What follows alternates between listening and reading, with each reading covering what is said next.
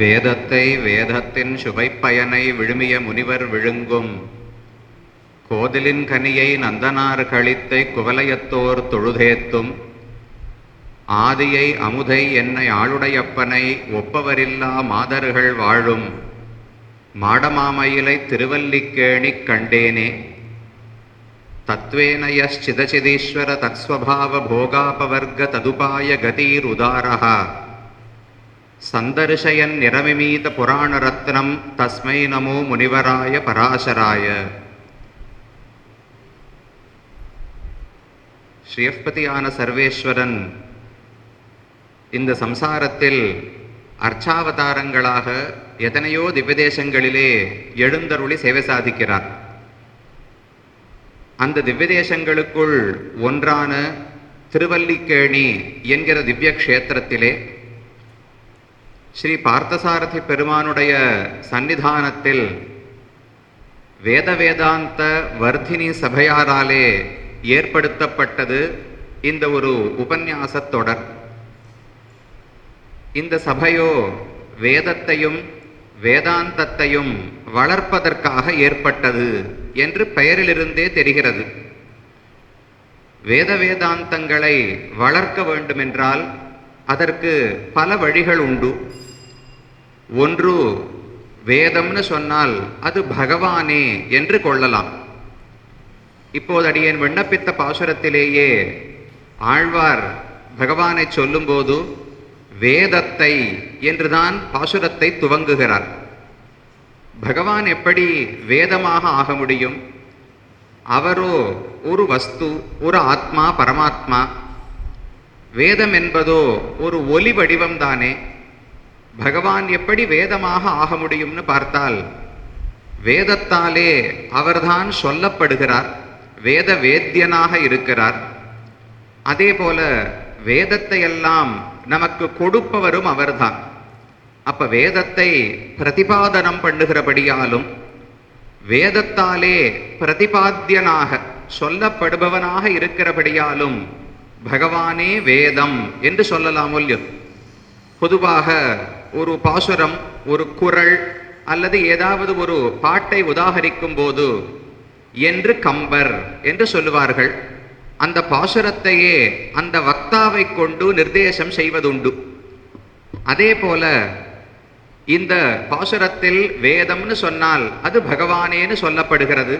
அப்ப வேதத்தை வேதாந்தத்தை வளர்க்க வேண்டும் என்றால் ஒன்று, பகவானை நாம் பாதுகாத்து மங்களாசாசனம் செய்து அவனை ரட்சிக்க வேண்டும். அதேபோல் வேத வேதாந்தம் வளர வேண்டும் என்றால் அதற்கு ஸ்மிருதிகள் மற்றும் இதிகாச புராணங்கள் இவற்றை இயன்றவரை அனைவரும் அறியும்படிக்கு உலகத்திலே பரப்ப வேண்டும். சுவாமி பிள்ளை உலகாரியன் தன்னுடைய ஸ்ரீவச்சன பூஷணத்திலே துவக்கத்தில் தெரிவிக்கிறார், வேதார்த்தம் அறுதியிடுவது ஸ்மிருதி இதிகாச புராணங்களாலே என்று முதல் சூத்திரம். வேதத்தை ஒருவன் சரியாக புரிந்து கொள்ள வேண்டும் என்றால் அதற்கு ஸ்மிருதிகள், இதிகாசங்கள், புராணங்கள் என்ற இந்த 3 நூல்களையும் பயன்படுத்த வேண்டுமா? அதிலே ஒரு சின்ன பாகுபாடு. வேதத்தினுடைய பூர்வ காண்டம், கர்மங்களை பற்றி சொல்லக்கூடிய பூர்வ காண்டம் உள்ளதே, அதை புரிந்து கொள்வதற்கு ஸ்மிருதிகளை நாம் பயில வேண்டும். வேதாந்தம் என்கிற உபனிஷத்தினுடைய பொருளை அறிந்து கொள்வதற்கு இதிகாச புராணங்களை அறிய வேண்டும் என்று வேறுபாடு காட்டுகிறார்கள். ஆகையால் வேத வேதாந்தங்களை வளர்க்க வேண்டும் என்றால் அப்ப புராணங்கள், இதிகாசங்கள் இவற்றினுடைய பொருளை எடுத்து உரைக்க வேண்டும், பலரும் அறியும்படிக்கு இதை பரப்ப வேண்டும். அதற்காகத்தான் இந்த 6 நாட்களிலே 6 வித்வான்கள் விஷ்ணு புராணம் என்கிற ஒரு சிறந்த புராணத்தினுடைய அம்சங்களை ஒவ்வொரு நாள் ஒவ்வொரு அம்சத்தை விவரிப்பதாக இந்த உபன்யாசத்தொடர் ஏற்பாடு செய்யப்பட்டுள்ளது. அதிலே இன்றைய தினம் அடியேனுக்கு கொடுக்கப்பட்ட விஷயம் இந்த விஷ்ணு புராணம் என்கிற புராணத்தினுடைய 4வது அம்சம். முதல் 3 அம்சங்களை கடந்த 3 நாட்களிலே அனுபவித்திருப்பீர்கள். இன்றைக்கு நாம் அனுபவிக்க வேண்டியது 4வது அம்சம். அந்த புராணத்தை பார்ப்பதற்கு முன்னால் இதனுடைய பெருமை என்ன, இந்த விஷ்ணு புராணத்துக்கு நம்முடைய ஆச்சாரியர்கள் கொடுத்த ஸ்தானம் என்ன என்று கண்டிப்பாக தெரிந்து கொள்ள வேண்டும். ஏன்னா மற்ற எந்த புராணத்தையும் இப்படி உயர்த்தி ஆச்சாரியர்கள் பேசியது கிடையாது. பாகவத புராணம் இன்றைக்கு உலகத்திலே ரொம்ப பிரசித்தமானதாக இருக்கலாம், வேதவியாசராலே இயற்றப்பட்டதுதான், சுகாச்சாரியராலே எடுத்து பரப்பப்பட்டது. ஆனாலும் பழைய நூல்களை எல்லாம் பார்த்தோம் என்றால் ஆச்சாரியர்களுடைய ஸ்ரீசுக்திகளிலே பாகவத புராணத்திலிருந்து மேற்கோள்களை காணவே முடியாது. எங்கு மேற்கோள் காட்டினாலும் புராண வச்சனங்கள்னு சொல்ல வேண்டும் என்றால் அநேகமாக அது விஷ்ணு புராணத்தில் இருந்துதான் எடுக்கப்படுகிறது. ஏன் இந்த புராணத்துக்கு அப்படி என்ன ஏற்றம் என்றால், பராசரர் என்கிற ஒரு சிறந்த ரிஷி, அந்த உயர்ந்தவராலே எழுதப்பட்ட ஒரு நூல். அவரும் தானாக எழுதவில்லை, அவருக்கு தன்னுடைய ஆச்சாரியனுடைய அனுக்கிரகம் இருந்தது. எப்பவுமே ஒருவன் ஒரு காரியத்தில் நன்கு திகழ வேண்டும் என்றால் தன்னுடைய முயற்சியும் வேண்டும், பகவானுடைய அனுக்கிரகமும் வேண்டும், ஒரு ஆச்சாரியனுடைய வழிகாட்டுதலும் வேண்டும். இந்த 3 அம்சங்களும் சேர்ந்தால்தான் எந்த ஒரு காரியத்தையுமே சிறப்ப செய்ய முடியும். அதே போல பராசரருக்கும் தானே ரொம்ப பெரியவர் தான். வசிஷ்டருடைய மகன் சக்தி என்று இருந்தார். அந்த சக்திக்கு மகனாகத்தான் பராசரர் என்கிற ரிஷி பிறந்தார். பராசரர் என்று சொன்னால் பரர்களை ஷரங்களாலே அழிக்கக்கூடியவர்னு அர்த்தம். பரர்கள் என்றால் மற்ற மதத்தவர்கள், வேதத்துக்கு புறம்பாக இருக்கக்கூடியவர்கள், வேதத்துக்கே தவறான அர்த்தங்களை சொல்லக்கூடியவர்கள், அவர்களெல்லாம் பரர்கள். இப்போ சுவாமி நம்மாழ்வாரை பற்றி சொல்லும்போது பராங்குஷர் என்று சொல்லுகிறோம் இல்லையோ, பரர்களுக்கு மற்ற மதத்தவர்களுக்கு அங்குஷமிட்டவர், தானே அங்குஷமாக இருந்தார். அவர்கள் மேலே முன்னால் வர முடியாதபடிக்கு அவர்களை தடுத்து நிறுத்தினார். அதே போல பரர்கள்னு சொன்னால் மற்றவர்கள் வேத பாக்கியர்களும் குதிருஷ்டிகளும். அவர்களை தன்னுடைய சரம் அம்புகளாலே யார் அழித்தாரோ அவருக்கு பராசரர். இவர் எந்த அம்பும் கிடையாது. திருமங்கை ஆழ்வாருக்கு கையிலே வேல் உண்டு, ஆனா திருமிழிசை ஆழ்வாருக்கு நாக்கிலே வேல் கத்தி உண்டுன்னு சொல்லுவோம் இல்லையோ, அதே போல பராசரருக்கு கையில எந்த ஆயுதங்களுமே கிடையாது. ஆயுதத்தை பயன்படுத்தி சண்டையிட்டு மக்களை திருத்த வேண்டும் என்கிற முயற்சியை பகவான் முன்னமே கைவிட்டு விட்டார். ரொம்ப தடவை முயற்சி பண்ணி மத்ஸ்யம் கூர்மம் வராகம் நரசிம்மன் எத்தனையோ அவதாரங்களை செய்து பார்த்தார். தன்னுடைய ஆயுதங்களை கொண்டு சஸ்திரங்களை கொண்டு மக்களை திருத்த வேண்டும்னு பார்த்தார். அது பலிக்கவில்லை. சரி என்று மாற்றிக்கொண்டு இனி சாஸ்திரத்தை கொண்டு மக்களை திருத்துவோம் என்று மாறித்தானே ரிஷிகள் மூலம் புராணங்களையும் இதிகாசங்களையும் பிறப்பித்து, ஆழ்வார்கள் மூலம் அருளிச் செயல்களை பிறப்பித்து, எத்தனையோ ஸ்தோத்திரங்கள் முதலானவற்றை பகவான் ஏற்படுத்தினார். அப்ப பராசரர்னு சொன்னால் தன்னுடைய வாக்கு, தன்னுடைய பேச்சாகிற ஷரங்கள் அம்புகளை கொண்டு விரோதிகள் அனைவரையும் அழித்தவர், மற்ற எல்லா மதத்தவரையும் ஜெயித்து விசிஷ்டாத்வைத ஸ்ரீவைஷ்ணவ சம்பிரதாயத்தை நிலைநாட்டின ஒரு முக்கியமான ரிஷி. அதனால அந்த பராசரர் இயற்றின இந்த விஷ்ணு புராணம் என்கிற ஒரு புராணத்துக்கு சிறந்த ஏற்றம் உண்டு. புராணேஷுச்ச வைஷ்ணவம்னு தெரிவிப்பார்கள். வேதேஷு பௌருஷம் சூக்தம், தர்மசாஸ்திரேஷு மானவம், பாரதே பகவத்கீதா, புராணேஷு ச வைஷ்ணவம் என்று ஒரு பிரசித்தமான ஸ்லோகம். வேதத்தில் எத்தனையோ பாகங்கள் இருந்தாலும் அதுல ரொம்ப முக்கியமான ஒரு பகுதி என்பது புருஷ சூக்தம். ஏன்னா யார் முழுமுதற் கடவுள், இந்த உலகத்தை படைத்தவர் யார் என்று தெளிவாக ஸ்ரீமன் நாராயணனே முழுமுதற் கடவுள்னு காட்டுகிறதோ இல்லையோ. அப்ப வேதத்தில் சிறந்தது புருஷ சூக்தம். தர்மசாஸ்திரங்களுக்குள்ளே சிறந்தது மனு தர்ம சாஸ்திரம். மகாபாரதம் பேர்பட்ட 1.25 லட்சம் ஸ்லோகங்களை கொண்ட ஒரு நூல். அதுல சிறந்த பகுதி என்ன, சாரம் எதுன்னு கேட்டால் பகவத்கீதை என்கிற 700 ஸ்லோகங்கள். அந்த 700லும் கூட ஒரு 40-50 ஸ்லோகங்கள் அர்ஜுனனுடைய அழுகை. அதெல்லாம் நாம முதல்ல கழிச்சிட்டோம்னா கூட பகவானுடைய உபதேசம் 2வது அத்தியாயம் 11வது ஸ்லோகத்தில் ஆரம்பிச்சார், 18வது அத்தியாயம் 66வது ஸ்லோகத்தில் முடிச்சுட்டார். ஒரு 650 ஸ்லோகங்கள் 1.25 லட்சம் ஸ்லோகங்களுடைய சாரமாக இருக்கிறதோ இல்லையோ.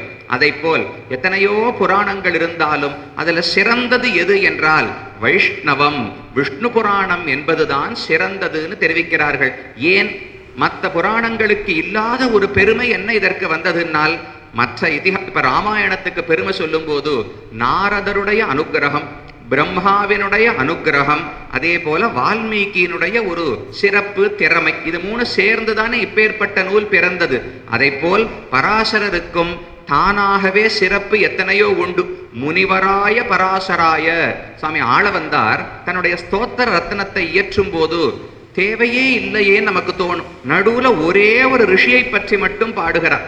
பொதுவாக ஆச்சாரியர்கள் ஸ்தோத்திரம் இயற்றும் போது பகவானை பத்தி பாடுவதுண்டு, ஆழ்வார்களை பத்தி பாடுவதுண்டு, தன்னுடைய ஆச்சாரியர்களை பத்தி பாடுவதுண்டு. ஆனா ஆளவந்தார் மட்டும் பகவானை பாடுகிறார், நாதமுனிகளை பாடுகிறார், மாதா பிதா யுவதயா என்று நம்மாழ்வாரை பாடுகிறார். அதற்கு இடையிலே ஒரு ஸ்லோகம், தத்வேன யஹா சித் அச்சிதீஸ்வர தத்ஸ்வபாவ போகாபவர்க ததுபாய கதிருதாரஹ சந்தர்ஷயன் நிரமிமீத புராண ரத்னம் தஸ்மை நமோ முனிவராய பராசராய என்று பராசர முனிவருக்கு ஒரு சிறப்பான ஸ்லோகத்தை அமைக்கிறாரோ இல்லையோ. இதனாலதானோ என்னமோ அவருடைய 3 நிறைவேறாத மனோரதங்களுக்குள்ளே பராசரருடைய பெருமை உலகத்தில் படும்படிக்கு ஒரு காரியம் பண்ணணும் என்று அவருக்கு ஆசை கடைசி வரைக்கும் இருந்ததோ இல்லையோ. அந்த பராசர பகவானுக்கு எழுதுகிறார். அவர் சொன்னது முனிவரர், முனிவர்களுக்குள்ளே சிறந்தவர். இன்னொரு அர்த்தம், முனிகளாலே வரிக்கப்படுமவர். யாரு எங்க ரிஷிகள் இருந்தாலும் ஒரு சந்தேகம் இருந்ததென்றால் பராசரரை தேடித்தான் வருவார்களாம். அவர் எதை சொல்லுகிறாரோ அதுதான் சத்தியமாக இருக்கும். அதுக்கு மேல ஒரு வார்த்தை இருக்கவே முடியாது. இந்த பராசருடைய மகன் வேதவியாசர், அவருக்கு பெருமை சொல்லும் போது சகோவாச்ச வியாசகா பாராசர்யா என்று வேதமே சொல்லுகிறது. வியாசர் ஒன்றை சொன்னார்னால் அது சரியாக இருக்கும். ஏன் வியாசர் அவ்வளவு தவம் செய்திருக்கிறாரா, பெரிய படிப்பெல்லாம் படிச்சிருக்கிறாரானால் அதெல்லாம் ஒண்ணு வேண்டாம். பாராசரியம், பராசரருடைய மகனாக இருந்தாலே போரும், பொய் சொல்லவே முடியாது. அப்பேற்பட்ட பெருமை பராசரருக்கு உண்டு. அவர் இயற்றின புராணம் விஷ்ணு புராணம் புராண ரத்னம்னு சொல்லப்படுகிறது. ரத்னம்னு சொன்னால் ரொம்ப சின்னதா இருக்குமோ இல்லையோ, விலை ரொம்ப அதிகம். ஆனா எடுத்து இப்படி தலைப்புல முடிஞ்சு எடுத்துன்னு போயிடலாமோ இல்லையோ. அதை போல இந்த புராணம் என்பது ரொம்ப 1.25 லட்சம் ஸ்லோகம் மகாபாரத்தை போலவும் அல்ல.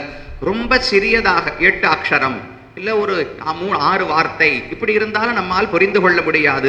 இந்த கஷ்டங்கள் இல்லாதபடிக்கு ஒரு 10,000 ஸ்லோகங்களை கொண்டு ஆக்கினபடியால் இந்த புராணத்துக்கு ஏற்றம்.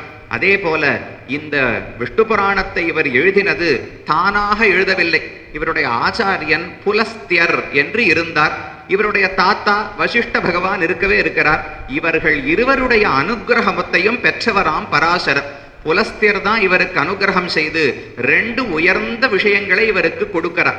ஒன்னு பரதேவதா பாரமார்த்தியம், 2வது விஞ்ஞானம். இந்த 2ஐயும் கொடுத்தார் என்று லிங்க புராணம் தெரிவிக்கிறது. அததஸ்ய புலஸ்தியஸ்ய வசிஷ்டஸ்ய ச தீமதः பிரசாதாத் வைஷ்ணவம் சக்கரே புராணம் வை பராசரः தேவதா பாரமார்த்தியம் ச விஞ்ஞானம் ச பிரசாததः புராண கரணம் செய்வ புலஸ்தியஸ்ய ஆக்னேயா குரோஹோ. 2 விஷயங்கள் அருளினார். ஒன்னு, யார் பரதேவதை என்கிற ஒரு ஞானம் ரொம்ப முக்கியமானது. அதை கண்டுபிடிக்கிறதுக்குள்ள வாழ்க்கையே கழிந்து விடுமா. நிறைந்த ஞான மூர்த்தியாகி நிர்மலமாக வைத்து பகவான் 3 பேர் இருக்காளோ இல்லையோ, மும்மூர்த்திகள்னு சொல்றோமோ இல்லையோ. இந்த மூவருக்குள்ள யார் உயர்ந்தவன்னு கண்டுபிடிக்கிறதுக்குள்ள ரொம்ப காலமாகும். அது கண்டுபிடிக்கிறதுக்குள்ள வாழ்க்கையே கழிந்து விடுகிறது. ஆனால் அந்த ஞானத்தை உபதேசத்தாலே பெற்றவர் பராசர பகவான். பரதேவத்தை யார் என்று உணர்ந்தார். அடுத்து விஞ்ஞானம். விஞ்ஞானம் என்பது பக்தியை குறிக்கும். அந்த பக்தியையும் புலஸ்தியர் இவருக்கு அனுகிரகித்தார். அனுகிரகித்து விட்டு ஞானமும் கொடுத்து விட்டேன், பக்தியும் கொடுத்து விட்டேன், இனி இந்த விஷ்ணு புராணம் என்கிற உயர்ந்த புராணத்தை நீர் இயற்ற வேண்டும் என்று சொன்னவர் புலஸ்தியர் தான். அப்ப ஆச்சாரியருடைய அனுகிரகம், பகவானுடைய அனுகிரகம், தனக்கே உண்டான சிறப்பு, இத்தனை பெருமைகள் இருந்தபடியால் முனிவரர் மிகச் சிறந்தவர்னு கொண்டாடப்படுகிறார். உதாரர். அதுக்கு மேல அவருடைய வள்ளல் தன்மை எப்படின்னால், நாம யாரும் கேட்கவே இல்லை, எங்களுக்கெல்லாம் புரியல சுவாமி, சித்து எப்படிப்பட்டது, அச்சித்து எப்படிப்பட்டது, ஈஸ்வரன் எப்படிப்பட்டவர், இந்த உலக இன்பங்கள் எப்படிப்பட்டவை, மோட்சம் எப்படிப்பட்டது, இவ்வுலக இன்பங்களை எப்படி அடையலாம், மோட்சத்தை எப்படி அடையலாம், நாம யாருமே பராசரிடத்துல கேள்வியே கேட்கவில்லை. ஆனாலும் இந்த புராணத்தை எழுதினாரோ இல்லையோ, நாம் பிரார்த்திக்க வேண்டும் என்றும் அவர் எதிர்பார்க்கவில்லை. நாம் ஏதோ அவருக்கு திரும்ப ஒன்று கொடுக்க போறோம் என்றும் எதிர்பார்க்கவில்லை. நாம் படும் துன்பத்தை பார்த்து அனர்த்தம் பொறுக்காமல் இந்த புராணத்தை எழுதினாராம். அதனால உதாரர் என்று சுவாமி ஆளவந்தார் தெரிவிக்கிறார். அந்த பராசர முனிவராலே இயற்றப்பட்ட விஷ்ணு புராணத்தில் 6 அம்சங்கள். அதுல 4வது அம்சத்தை நாம் இன்று அனுபவிக்க வேண்டும். இந்த அம்சத்தில் முக்கியமாக பேசப்படுவது என்னன்னு பார்த்தால், இந்த பாரத பூமியை ஆண்ட உயர்ந்த வம்சங்கள், 2 முக்கியமான வம்சங்கள். ஒண்ணுக்கு சந்திர வம்சம்னு பெயர், மற்றொன்றுக்கு சூரிய வம்சம்னு பெயர். இந்த 2 வம்சங்களுடைய கதையைத்தான் இந்த அம்சத்திலே சொல்லுகிறார். எந்த புராணமாக இருந்தாலும் 5 விஷயங்களை சொல்ல வேண்டும்னு தெரிவிப்பார்கள். சர்கஸ்ச பிரதிசர்கஸ்ச வம்சஹ மன்வந்தராணிச்ச வம்சானுச்சரிதம் சேதி புராணம் பஞ்சலக்ஷணம் என்று சொல்லுவதுண்டு. சர்க்கம், இந்த உலகம் எப்படி படைக்கப்படுகிறதுன்னு ஒரு புராணம் சொல்லணும். பிரதிசர்கஸ்ச, அது அழிக்கப்படுவது எப்படி, திரும்பவும் சிருஷ்டி நடப்பது எப்படி என்பதை சொல்ல வேண்டும். வம்சஹா, இந்த பாரத பூமியை, இந்த உலகத்தை ஆண்ட வம்சங்கள் எவை என்பதை சொல்ல வேண்டும். வம்ச அனுச்சரித்தம், வம்சங்கள் எவைன்னு சொல்லுவதென்றால், அந்த வம்சத்தில் இன்னாருக்கு இவர் பிறந்தார், இன்னாருக்கு இவர் பிறந்தார், இன்னாருக்கு இவர் பிறந்தார், இதை சொல்றது வம்சத்தை சொல்லுவதுன்னு ஆகிவிடும். வம்ச அனுச்சரித்தம்னு சொன்னால் அந்த வம்சத்தில் இருந்த ராஜாக்களுடைய சரித்திரம் என்ன என்பதையும் சொல்ல வேண்டும். அதோடு கூட மன்வந்தராணி, இந்த ஒரு சதுர்யுகம், இதை போல 1000 சதுர்யுகங்கள் சேர்ந்தா பிரம்மாவினுடைய ஒரு பகல் பொழுது, அதை 14 மனுக்கள் ஆளுகிறார்கள். அப்ப ஒரு மனுவுக்கு 71 சொச்சம் சதுர்யுகங்கள் வருகிறது ஆட்சி காலம்.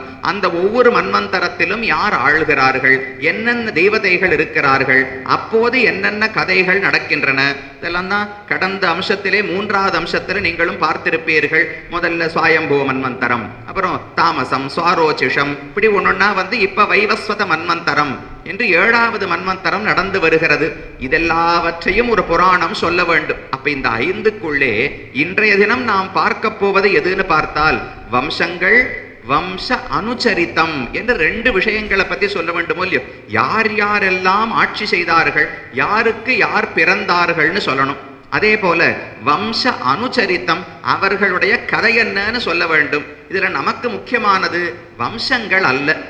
மேலும் இந்த வம்சத்தை ஞாபகமும் வச்சுக்க முடியாது. இன்னைக்கு அடியன் ஒரு 50 பேர், அதுல மொத்தமா பார்த்தோம்னால் முதல்ல சுவாயம்புவ மனு, சூரியன் தொடங்கி கலியுகத்தில் ஆண்ட அரசர்கள், நம்ம மௌரிய பேரரசு இதெல்லாம் சொல்றோமே, இந்த பேரரசு வரை ஆண்ட எல்லா ராஜாக்களுடைய பேரையும் அவர் அப்படியே பட்டியலிடுகிறார்.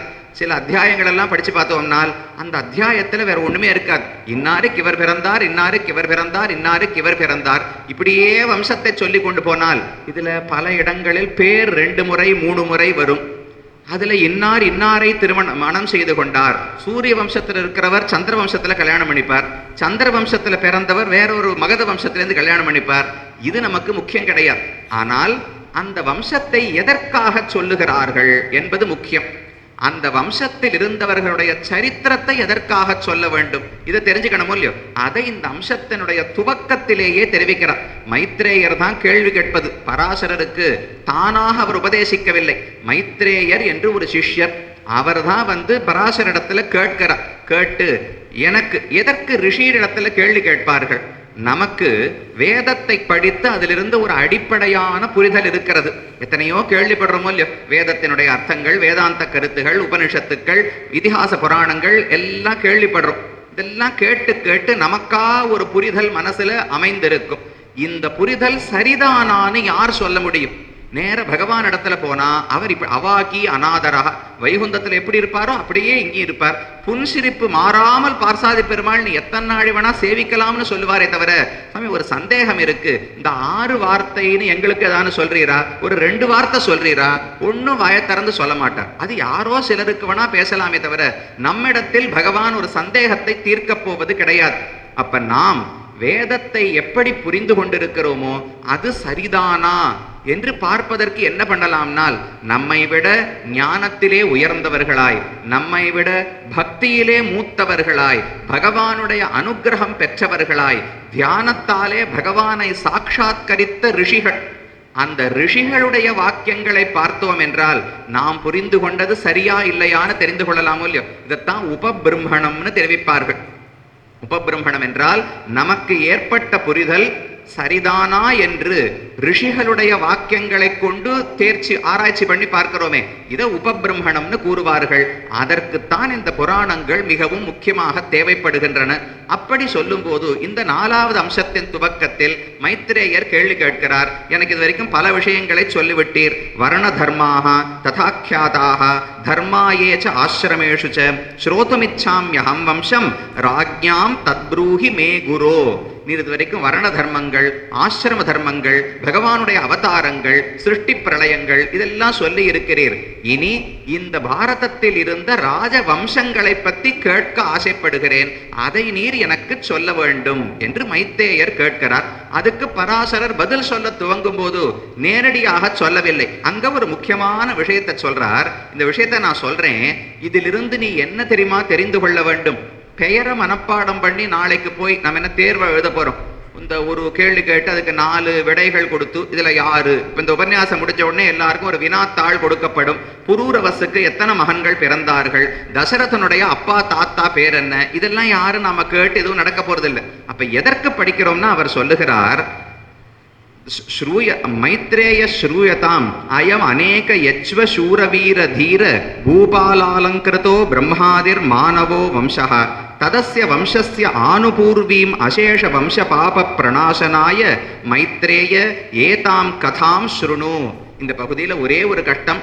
இந்த 4வது அம்சத்துல பல இடங்களில் ஸ்லோக வடிவமாகவே இந்த நூல் இல்லை. கத்திய வடிவத்தில் தண்டாகாரமா அப்படி வாக்கியங்களை எழுதி இருக்கிறார். பெருசா ஸ்லோகம் அழகா 32 எழுத்து, அதுல ஒரு பிராசம், இதை போல பல இடங்கள்ல காண முடியாது. சிற்சில இடங்களில் தான் ஸ்லோக வடிவத்தில் உள்ளது. மற்றபடிக்கு என்ன சுவாமி ஏதோ படிச்சுட்டே போறாரே, இதுல ஒரு சா தூ இந்த இடத்துல முடியணும், ஒரு பாதம்னா 8 எழுத்து தானே இருக்கணும் அப்படின்னு யாரும் கைவிட்டு எண்ண வேண்டாம். இந்த இடத்துல ஸ்லோக வடிவமாக இதை பார்க்க முடியாது. அப்படி வெவ்வேறு அளவுகள் இருக்கும். திடீர்னு 2 வார்த்தையில ஒரு வாக்கியம் இருக்கும், திடீர்னு 15-20 வார்த்தையில ஒரு வாக்கியம் இருக்கும். அப்படியேதான் பார்க்க வேண்டும். பராசரர் சொல்லுகிறார், மைத்ரேய ஸ்ரூயதாம் அயம் அநேக யஜ்வ சூர வீர தீர பூபால அலங்கிருதா பிரம்மாதிகி மானவோ வம்சா. நான் இப்போது உமக்கு சொல்ல போவது மானவமான வம்சம். மனு தொடங்கி ஏற்பட்ட வம்சத்தை சொல்லுகிறேன். பிரம்மாதி, மானவம்னு சொன்னால் மனுஷ வம்சம் என்றும் வைத்துக் கொள்ளலாம். பிரம்மாவிடத்திலிருந்து தொடங்கி இது வந்தது. இதுல யார் இருக்கிறார்கள், இந்த வம்சத்துல யார் இருக்கிறார்கள்னால் அநேக பல யஜ்வ சூர வீர தீர பூபால அலங்கிருதா. இதில் இருந்த ஒவ்வொரு அரசனும் யஜ்வா என்றால் நிறைய யாகங்கள், கர்மானுஷ்டானத்தை விடாமல் செய்தவர்களாய் இருக்கிறார்கள். சூர வீர தீர, ஒரு ராஜான்னு சொன்னால் எப்பேற்பட்ட படை வந்தாலும் அதற்குள்ள புகுந்து தான் சண்டையிடுவதற்கான சாமர்த்தியம் இருக்க வேண்டும் இல்லையோ. தன்னுடைய படைக்குள்ள எப்படி நுழைவோமோ அதை போல் எதிரியினுடைய படையிலே நுழைந்து சண்டையிடும் சாமர்த்தியம் இருக்க வேண்டும். அதைத்தான் சௌரியம் வீரியம் என்றெல்லாம் சொல்லுவோம். அப்படி சூர வீர தீர பூபாலர்கள். அப்ப 2 பண்புகள் அவர்களுக்கு உள்ளன. ஒன்று பூபாலர்கள், இந்த பூமியை ரட்சித்தவர்கள். அப்ப பூமிக்கு சொந்தக்காரர்கள் அல்ல. இந்த எந்த ராஜாவும் பூமி என்னுடையது நினைக்க கூடாது. இதை ரட்சிப்பதற்கு, மக்களை தங்கள் தங்கள் வர்ணாசிரம தர்மத்தில் மூட்டுவதற்கு ராஜா இருக்கிறாரே தவிர உலக இன்பங்களை எல்லாம் அனுபவிப்பதற்கு ராஜாவினுடைய பதவி கிடையாது. அப்ப பூபாலர்கள் ஒன்று யஜ்வாக்கள், சிறந்த யாகானுஷ்டானத்தில் ஈடுபாடுடையவர்களாய் இருந்தார்கள். அப்ப நாம் இதை படிக்கிறச்சே என்ன தெரிஞ்சுக்க போறோம்? ஓ, கர்மானுஷ்டானம் எவ்வளவு முக்கியமானது. எப்பேற்பட்ட ராஜாவாக இருந்தாலும் வெறும் போகத்தை அனுபவித்துக் கொண்டு வாழ்க்கையை கழிக்கவில்லை. என்னென்ன யாகங்களை செய்யலாம், எப்படியெல்லாம் கர்மங்களை அனுஷ்டிக்கலாம்னு எவ்வளவு யோசித்தார்கள் தெரிந்து கொள்ளலாம். இது ஒரு பயன். அடுத்தது சூர வீர தீரர்கள், நல்ல பலத்தோடு சக்தியோடு ஒரு சாமர்த்தியத்தோடு எதிரிகளை அழித்து நாட்டை ரட்சித்தார்கள். அது நமக்கு பிரயோஜனமான்னு தெரியாது. நாமளும் வேணும்னா எந்த இடத்துல தேவையான இடத்தில் சண்டையிட்டு ஜெயித்து நம்ம சம்பிரதாயத்தையோ சித்தாந்தத்தையோ ரட்சிக்கலாமோ இல்லையோ.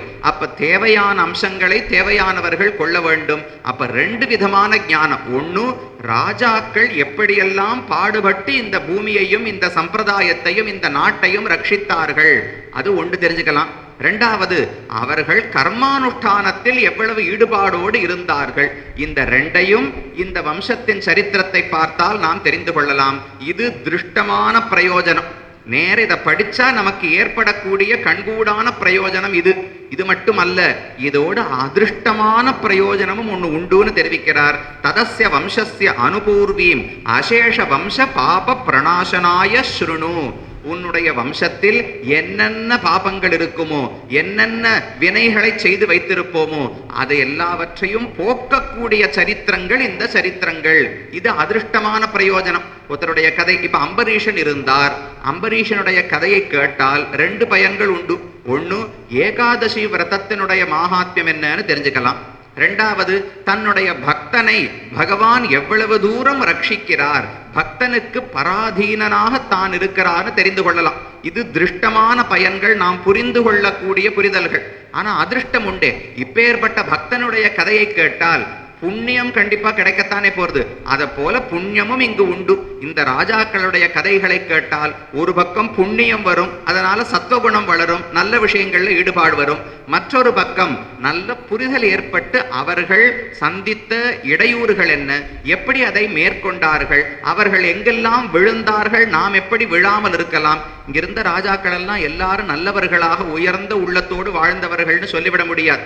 பலரும் உலக இன்பங்களில் தாழ்ந்து போனவர்களாய் இருக்கலாம். சிலர் ரொம்ப உயர்ந்த கதியை, ஞானத்தை பற்றி மோட்சம் அடைந்தவர்களாக இருக்கலாம். இது எல்லாத்தையுமே சொல்லுவதற்கு எதற்குனால், எதை கை கொள்ள வேண்டும், எதை கைவிட வேண்டும் என்று 2ஐயும் தெரிந்து கொள்ளணுமோ இல்லையோ, அதற்கு இந்த கதைகளை சொல்லுகிறேன் என்று சொல்லிவிட்டு பராசரர் துவங்குகிறார். முதல்ல சொல்லும் போது இந்த அம்சத்திலே 24 அத்தியாயங்கள் மொத்தம் உள்ளன. இந்த 24 அத்தியாயங்களை 3 பகுதிகளாக பிரித்துக் கொள்ளலாம். முதல் 5 அத்தியாயங்கள் சூரிய வம்சம் எப்படிப்பட்டது, சூரிய வம்சத்தில் யார் யார் பிறந்தார்கள், அவர்கள் கதை என்னன்னு சொல்லுகிறார் 5 அத்தியாயங்களில். அப்புறம் 6வது அத்தியாயத்திலிருந்து 20வது அத்தியாயம் வரை சந்திர வம்சத்தில் யாரெல்லாம் பிறந்தார்கள் என்கிற கதை, முற்காலத்தில் இருந்த அரசர்கள் கதையெல்லாம் சொல்லுகிறார். 20 அத்தியாயங்கள் முடிந்து விட்டன. கடைசி 4 அத்தியாயங்களிலே இனி வரப்போகும் அரசர்கள் யார். பராசரர் இதை மைத்ரேய பகவானுக்கு சொல்லும் போது ஒரு துவாபர யுகம்னு வச்சுக்கோங்களேன். அப்ப இதற்கு பின்னால் யாரெல்லாம் பிறக்க போகிறார்கள், எந்தெந்த வம்சங்கள் எல்லாம் இந்த உலகத்தை ஆளப் போகின்றன என்பதையெல்லாம் கடைசி 4 அத்தியாயங்களாலே தெரிவிக்கிறார். அப்ப 5 அத்தியாயங்கள் சூரிய வம்ச சரித்திரம், 15 அத்தியாயங்கள் சந்திரவம்ச சரித்திரம், 4 அத்தியாயங்கள் வருங்கால அரசர்களுடைய சரித்திரம். வருங்காலம்னா நமக்கு வருங்காலம் அல்ல, பராசரர் இதை சொல்லும் போது வருங்காலம் என்று வைத்துக் கொள்ள வேண்டும். ஏன்னா அதுல ராமனுக்கு பின்னாடி இருந்த இக்ஷ்வாகு வம்சத்து அரசர்களை சொல்றார், கண்ணனுக்கு பின்னால் இருந்த சந்திர வம்சத்து அரசர்களை சொல்றார், கலியுகம் தொடங்கின பின்பு இருக்க போகிற அரசர்களை சொல்லுகிறார். இதெல்லாம் சொன்னபடியால் அவருக்கு பிற்பட்ட ரிஷி அரசர்கள், அது எப்படி அவருக்கு தெரியும்னால் அவர்தான் அனைத்தையும் அறிந்தவராயிற்றே. ஆச்சாரியன் அனுகிரகத்தாலே வருங்காலத்தையும் சேர்த்து அறியக்கூடிய சக்தி படைத்தவர் பராசரர். அதனால அதையும் சேர்த்து இந்த புராணத்திலே எழுதி வைத்தார். இதுதான் 4வது அம்சத்தினுடைய ஒரு அமைப்பு. இனி இதுல இருக்கிற கதைகள் என்னன்னு பார்க்கணும். உங்களில் பலரும் இந்த கதைகளை முன்னமே கேட்டு இருக்கலாம். ஆனா அதிலிருந்து கொஞ்சம் கொஞ்சம் நாம் என்ன தெரிந்து கொள்ள வேண்டும் என்பதை மட்டும் பார்த்து கொண்டு போகலாம். முதல்ல சொல்ல ஆரம்பிச்சார், சூரிய வம்சம் எப்படி பிறந்ததென்றால், பிரம்மா அவர்தான் முதலிலே பகவானாலே நாபி கமலத்திலே படைக்கப்பட்டவர். அவருக்கு அஜன்னு பெயர். அஜன்னு யாரான பேர் வைப்பாளா? சுவாமி பிறந்த குழந்தைக்கு அஜன்னு வைப்பாளா? அஜன்னு சொன்னால் பிறக்காதவன் அர்த்தம். அவர் தான் பிறந்திருக்காரே, அஜன்னு ஏன் பேருனால் நமக்கெல்லாம் முன்னாடி பிறந்தாரோ இல்லையோ. ஒரு கர்ப்பத்தில் இருந்து அவர் பிறக்கவில்லை, நமக்கெல்லாம் முன்னாடி பிறந்தார். அப்ப நம்மை போல் பிறக்கவில்லை, அதனால அஜன்னு அவரை தெரிவிக்கலாம். அப்படிப்பட்ட பிரம்மாவினுடைய கட்டை விரல், கால் கட்டை விரலிலிருந்து தக்ஷ பிரஜாபதி என்பவர் பிறந்தார்.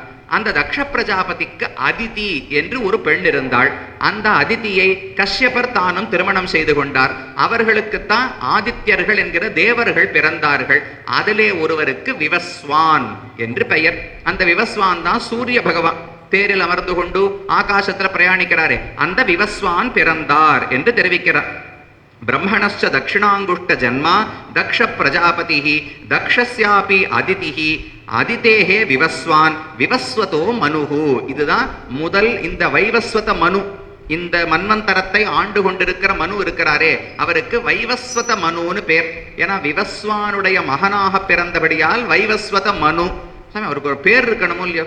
இப்ப ராமனுக்கு ராமன்னு பேர் இருக்கு, தாசரதி தாசரதினே சொல்லி முடிச்சிட முடியாதோ இல்லையோ. கண்ணனுக்கு வாசுதேவன் பேர் இருந்தாலும் கிருஷ்ணன் ஒரு இயற்பெயர் இருக்கணுமோ இல்லையோ. மனு என்பது பட்டம், ராஜான்னு அர்த்தம். இந்த மன்வந்தரத்துக்கு அதிபதினு அர்த்தம். வைவஸ்வதர்னா விவஸ்வானுடைய மகன் அர்த்தம். அப்ப அவருக்கு என்ன பெயர்னால் ஸ்ராத்த தேவன் என்று அவருக்கு இயற்பெயர். விவஸ்வானுடைய மகனானபடியால வைவஸ்வதர்னு பெயர். மனுவாக ஆனபடியாலே மனுன்னு திருநாமம். அந்த வைவஸ்வத மனு விவஸ்வானுக்கு பிறகுறார். அந்த வைவஸ்வத மனுவுக்கு பல மகன்கள் பிறந்தார்கள். அதுல மூத்த மகனுக்குத்தான் இக்ஷ்வாகு என்று பெயர். அந்த சூரியனுக்கு பிள்ளை வைவஸ்வத மனு, வைவஸ்வத மனுவுக்கு பிள்ளை இக்ஷ்வாகு. அந்த இக்ஷ்வாகு தொடங்கி இந்த வம்சம் பிறந்தபடியாலே இக்ஷ்வாகு வம்சம் சூரிய வம்சம் என்று இந்த வம்சம் சொல்லப்படுகிறது. இதைத்தான் கண்ணன் கீதையில தெரிவித்தார். இதே கிரமத்தை தான் சொல்லுகிறார். இமம் விவஸ்வதே யோகம் புரோக்தவான் அகம் அவ்யயம் விவஸ்வான் மனவேப்ராக மனுரிக்ஷ்வாகவே பிரவீத் ஏவம் பரம்பரா பிராப்தம் பூர்வே ராஜர்ஷயோ விதுகு ச காலேனக மகதா யோகோ நஷ்டஹா. இந்த கர்மயோகம் என்பது ஒன்றை 3வது அத்தியாயத்தில் அர்ஜுனனுக்கு கண்ணன் உபதேசித்தார். அர்ஜுனனுக்கு சந்தேகம் என்ன, இந்த யுத்தத்தை பண்ணணுமா பண்ண வேண்டாமா, முடிந்த வரைக்கும் இந்த யுத்தத்திலிருந்து ஓடிவிட முடியுமா, இதுதான் அர்ஜுனனுக்கான எதிர்பார்ப்பு. கண்ணன் உடனே சொன்னார், ஓடவே முடியாது, நீ உன்னுடைய வர்ண தர்மத்தை செய்துதான் ஆக வேண்டும், இந்த யுத்தத்தை விட்டால் உனக்கு சிறந்த தர்மமே இல்லை என்று சொல்லிவிட்டார் கண்ணன். அர்ஜுனனுக்கு ஒரு சந்தேகம் வந்தது, ஒருவேளை எனக்காக இதை புதுசா கற்பிச்சு சொல்றாரோ, இப்படி ஒரு மார்க்கமே கிடையாது கர்மயோகம்னு, நான் எங்கேயான யுத்தத்தை விட்டு ஓட போகிறேனே என்று பார்த்து, இல்ல கர்மயோகம்னு ஒரு மார்க்கம் இருக்கு, அதை நீ செய்துதான் ஆக வேண்டும்னு கண்ணனோ நிறைய பொய் சொல்லுவார். இதை போல கிருத்திரிம வேலைகள் எல்லாம் பண்ணுவார்.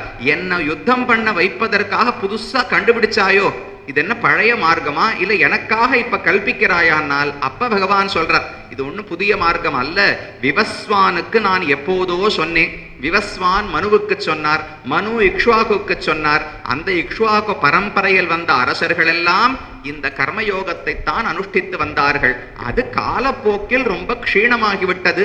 அதனால் உனக்கு அதன் பற்றின ஞானம் இருக்கவில்லை, இப்போது மறுபடியும் உபதேசிக்கிறேன் என்று 4வது அத்தியாயத்திலே கண்ணன் தெரிவிக்கிறார். அப்ப விவஸ்வான் சூரிய பகவான், அவருக்கு வைவஸ்வத மனு ஸ்ராத்த தேவர், அவருக்கு இக்ஷ்வாகு மூத்த மகனாக பிறந்தார். அந்த இக்ஷ்வாகுவனுடைய வம்சம்தான் இந்த சூரிய வம்சம்னு சொல்லப்படுகிறது. சைவச்ச மித்ராவருணயோகோ பிரசாதாத் சுத்யும்னோ நாம மனோஹ் புத்திரஹா. இப்ப பேர் சொல்ல ஆரம்பிச்சுட்டார். அடுத்து இவர் இவர் இவர் இவர் பிறந்தார். இப்ப சூரிய வம்சத்தை தொடங்கும் போதே இதிலிருந்து சந்திர வம்சத்துக்கு இருக்கிற ஒரு தொடர்பு மட்டும் இந்த இடத்துல தெரிவிக்கிறார். தான் இக்ஷ்வாகு முதலான பிள்ளைகள் எல்லாம் பிறந்தார்களோ இல்லையோ, அப்போது இஷ்டிம்ச மித்ராவருணயோகோ மனுகு புத்திரகாமச்சகார. இந்த 10 பிள்ளைகள் இக்ஷ்வாகு முதலான பிள்ளைகள் பிறப்பதற்கு முன்னால் வைவஸ்வத மனு ஒரு புத்திரகாமேஷ்டி யாகம் பண்ணார். எனக்கு பிள்ளை வேணும்னு ஆசைப்பட்டு யாகம் பண்ணார். ஆனா அந்த யாகத்தை செய்து கொண்டிருக்கும் போது அதை பண்ணி வைக்கிற ஒரு சுவாமி, ஒரு ரித்திக்கு ஹோதான்னு பெயர், அவர் என்ன பண்ணிட்டார், ஒரு மந்திரத்தை மாத்தி படிச்சுட்டார். மாத்தி படிச்சதுனால யாகம் முடிஞ்ச உடனே இவருக்கு பிள்ளை பிறக்கிறதுக்கு பதிலா இளா என்று பெயருடைய ஒரு பெண் வந்து பிறந்தாள். இவருக்கு புரியவே இல்லை, நான் பிள்ளை வேணும்னு தானே ஆசைப்பட்டு யாகம் பண்ணேன், பெண்ணு பிறந்திருக்கிறாள் என்னால், ஹோதா தப்பு பண்ணிருக்காருன்னு தோணித்து.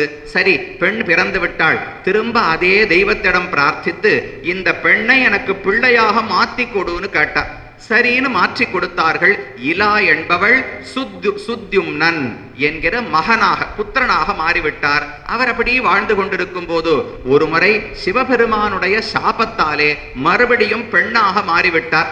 அந்த காலத்தில்தான் அந்த பெண்ணை புதன் என்று சொல்லுகிறோமோ இல்லையோ, சந்திர பகவான் சோமன், அந்த சந்திரனுடைய மகனுக்கு புதன்னு பெயர். அந்த புதனை இந்த பெண் இளா என்பவள் மணக்கிறாள். பெண்ணாக இருக்கும் போது மணந்து அவர்களுக்கு புரூரவஸ்ன்னு ஒரு பிள்ளை பிறக்கிறான். அப்புறம் அவர் மறுபடியும் மகனாக மாறிவிடுகிறார். சூரிய வம்சத்தை அரசனாயிடுறார். அப்ப சந்திர வம்சம் என்பது வந்தது என்ன, சோமன் சந்திரனிடத்திலிருந்து புதன் பிறந்தார். புதனுக்கு புரூரவஸ்ன்னு ஒரு மகன் பிறக்கணும்.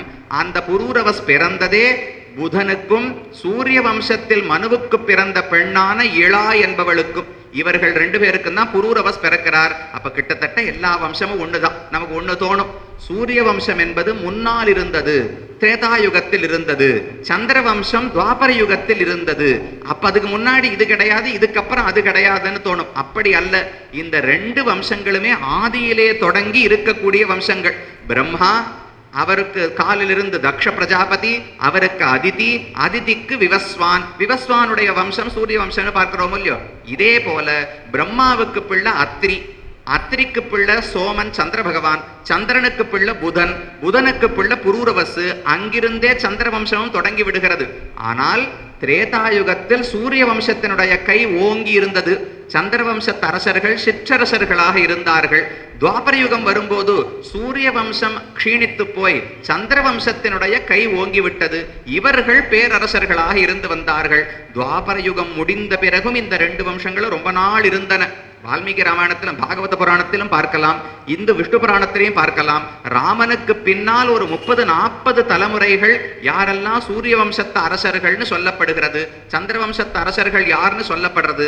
அப்ப ரொம்ப நாளா இருக்கக்கூடிய வம்சங்கள், அதுல ஒவ்வொரு சமயத்தில் ஒவ்வொரு அம்சம் பிரதானமாக இருந்தது. ரெண்டுமே முதலே தொடங்கியே இருந்தன.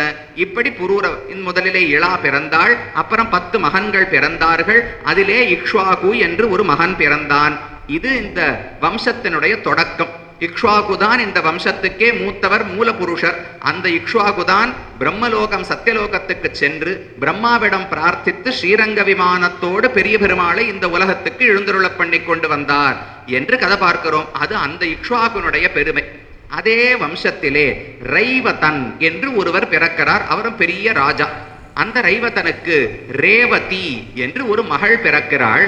பல கதைகள் இருந்தாலும் சில சுவையான கதைகள், நமக்கு ரொம்ப பரிச்சயம் இல்லாத சில கதைகளை மட்டும் பார்த்தோம்னா புதுசா அதோ தெரிஞ்சுக்கலாமோ இல்லையோ. அதனால் இந்த கதையை விண்ணப்பம் பண்றேன். ரைவதனுக்கு ரேவதி என்று ஒரு மகள் பிறந்தாள். அந்த ரேவதிக்கு பிள்ளை பார்க்கணும். வயசாயிடுத்து, கல்யாணம் பண்ற வயசு வந்து விட்டது. அதனால நல்லா பிள்ளை பார்த்து அவருக்கு ஒரு கையில ஒரு 5-6 ஜாதகம் வச்சுட்டு இருந்தார். இவர்களுக்குள்ள யார் நல்ல பிள்ளைன்னு அவரால் முடிவு பண்ண முடியல.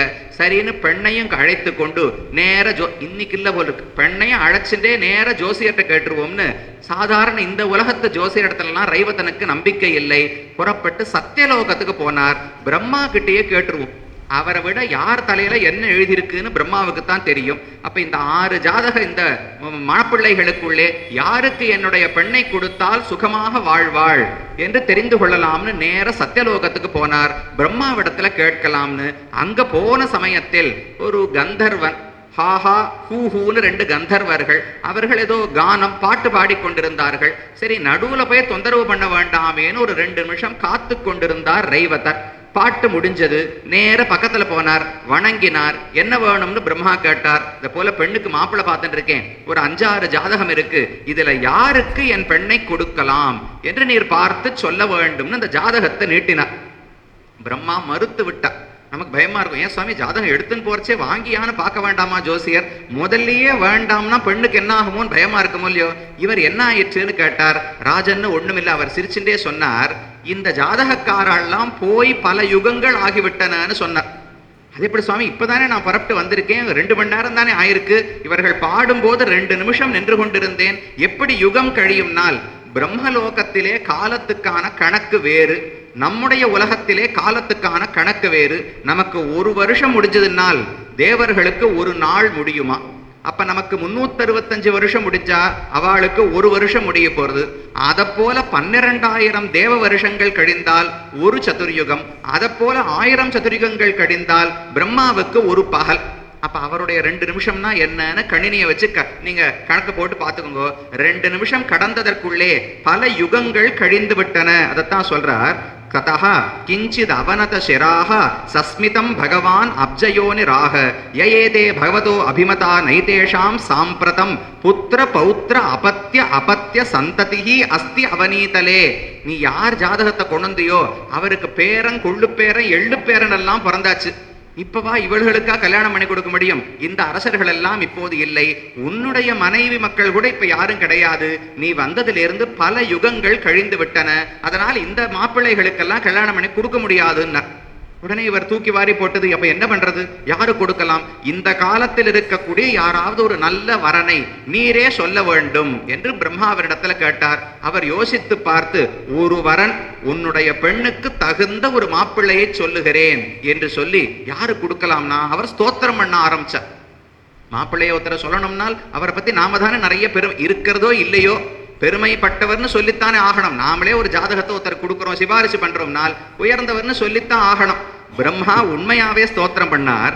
யஸ்ய பிரசாதாத் அகம் அச்சுதஸ்ய பூத பிரஜா சிருஷ்டிகரோந்தகாரி குரோதாச்ச ருத்ர ஸ்திதி ஹேது பூதோ யஸ்மாச்ச மத்தியே புருஷ பரஸ்மாத். நேர பகவான் நாராயணனை பத்தி ஸ்தோத்திரம் செய்ய தொடங்கினார். பெரியவரே ரைவத ராஜாவே, நான் சிருஷ்டி தொழில் பண்ணுகிறேனே, நானாக செய்கிறேன் நினைக்கிறீரா?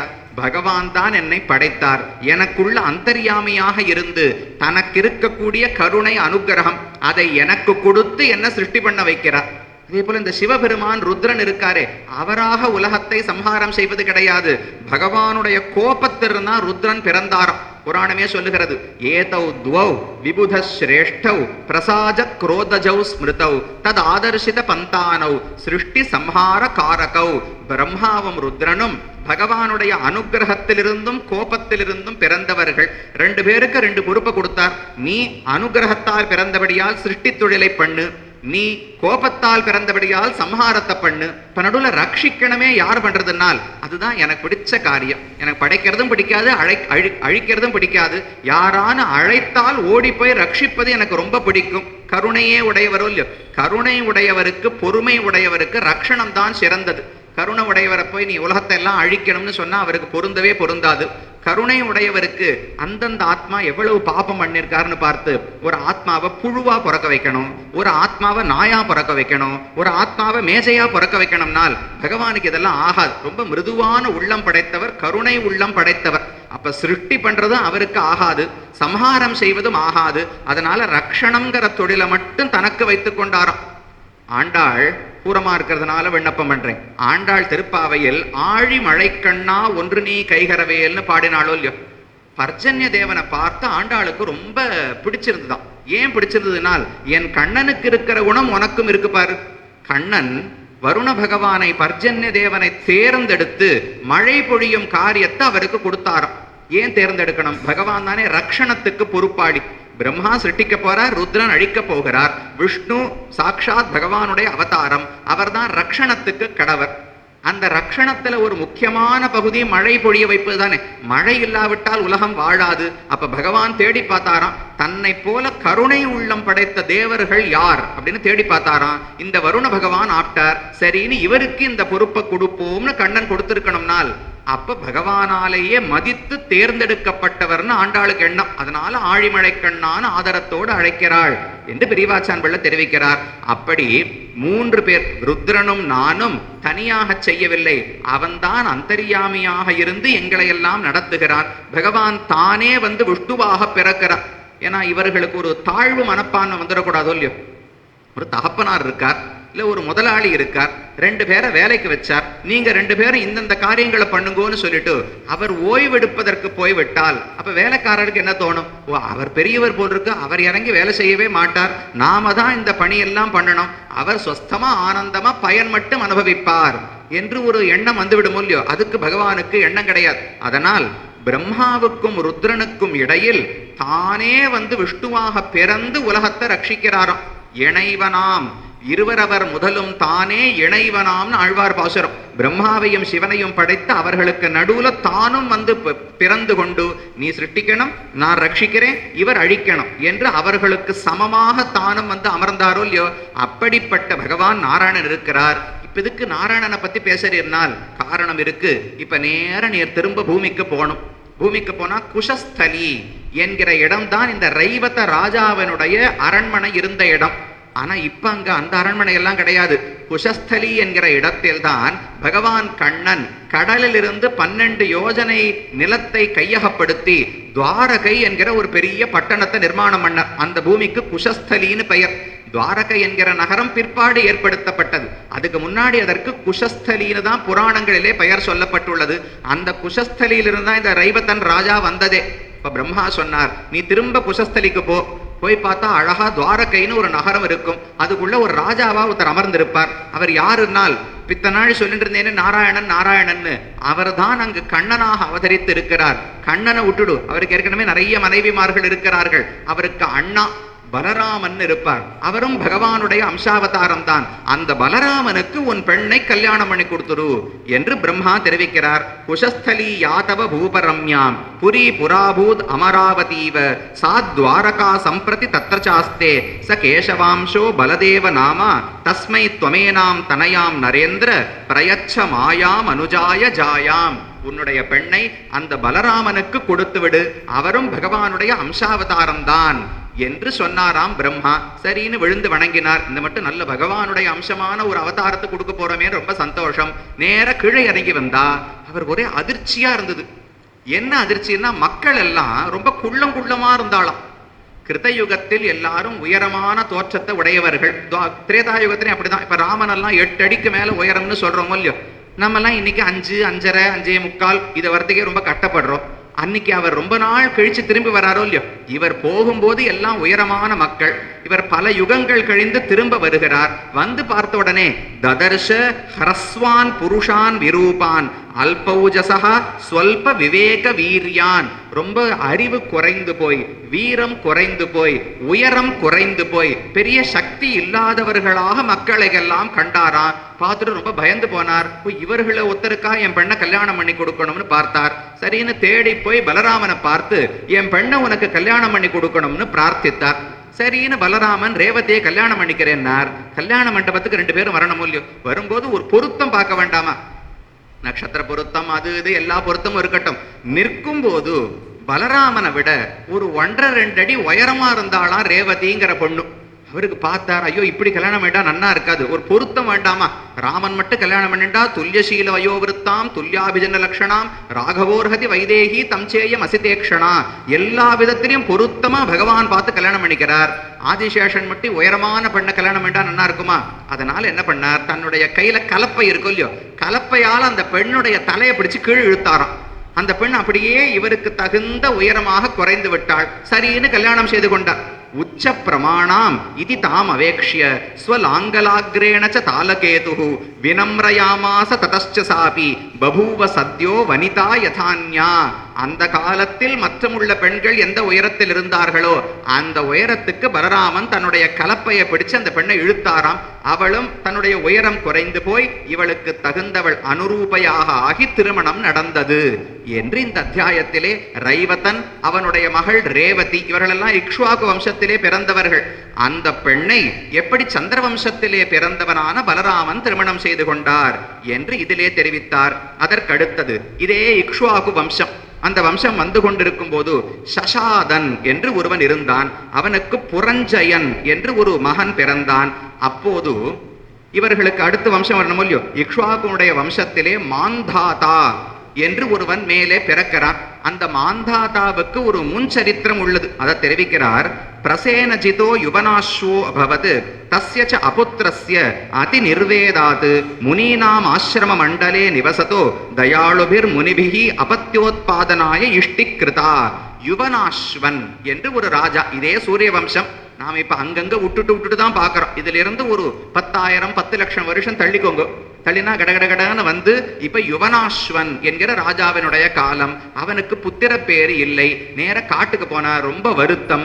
ரிஷிகளிடத்துல பிரார்த்தித்தார், நீங்க தான் எனக்கு ஏதாவது ஒரு யாகத்தை செய்து எனக்கு பிள்ளை பிறக்கும்படி அனுகிரகிக்க வேண்டும்னு கேட்டார். சரின்னு அவர்களெல்லாம் ஒப்புக்கொண்டு உனக்காக புத்திரகாமேஷ்டி யாகம் பண்றோம்னு சொல்லி அதற்கு தீர்த்தம் கும்பம் ஸ்தாபிக்கணும் இல்லையோ, அந்த கும்பத்தை ஸ்தாபனம் பண்ணி அதற்கு வேண்டிய பூஜைகளை எல்லாம் செய்து வைத்திருந்தார்கள். ராத்திரி எல்லாரும் உறங்க போனார்கள். அடுத்த நாள் காலை எழுந்திருந்துதான் அந்த கும்ப தீர்த்தத்தை எடுத்து யுவனாஸ்வனுடைய மனைவிக்கு கொடுக்கணும். அவள் அந்த தீர்த்தத்தை புஜித்தாள் என்றால் அதிலிருந்து அந்த குழந்தை பிறக்கப் போகிறது. அந்த தீர்த்தத்தை கலசத்துல வைத்துவிட்டு உறங்கச் சென்றார்கள். ராத்திரி யுவனாஸ்வனுக்கு ரொம்ப தீர்த்த தாகம், ரொம்ப தாகம் எடுத்தது.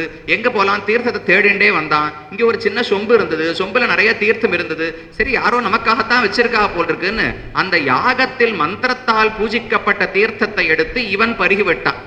பருகிவிட்டு திரும்ப போனான். படுத்து தூங்கி போயிட்டான். யாருக்கும் தெரியாது. அடுத்த நாள் காத்தால் எழுந்து பார்த்தா ரிஷிகள் எல்லாம் தண்ணீர் எங்கே தண்ணீர் எங்கே, மந்திரத்தால பூஜிக்கப்பட்ட தண்ணீர் ஆயிற்றே, யார் குடித்தார்கள்னு தெரியல. ராஜா வந்து ஐயோ நான் தான் குடித்தேன், அது இப்படிப்பட்ட யஜ்ஞ தீர்த்தம்னு எனக்கு தெரியாது என்று சொன்ன உடனே அப்ப ரிஷிகள் சொன்னார்கள், இந்த தீர்த்தத்தை பருகி உன் மனைவி கர்ப்பிணியாகி இருக்க வேண்டும், எப்ப நீயே பருகினாயோ உனக்குத்தான் வயிற்றிலே மகன் பிறக்கப் போகிறான் என்று ரிஷிகள் சொல்ல அவனுக்கு ஒன்றும் புரியல. காலப்போக்கில் அவன் வயிற்றிலேயே ஒரு கரு வளர்ந்தது.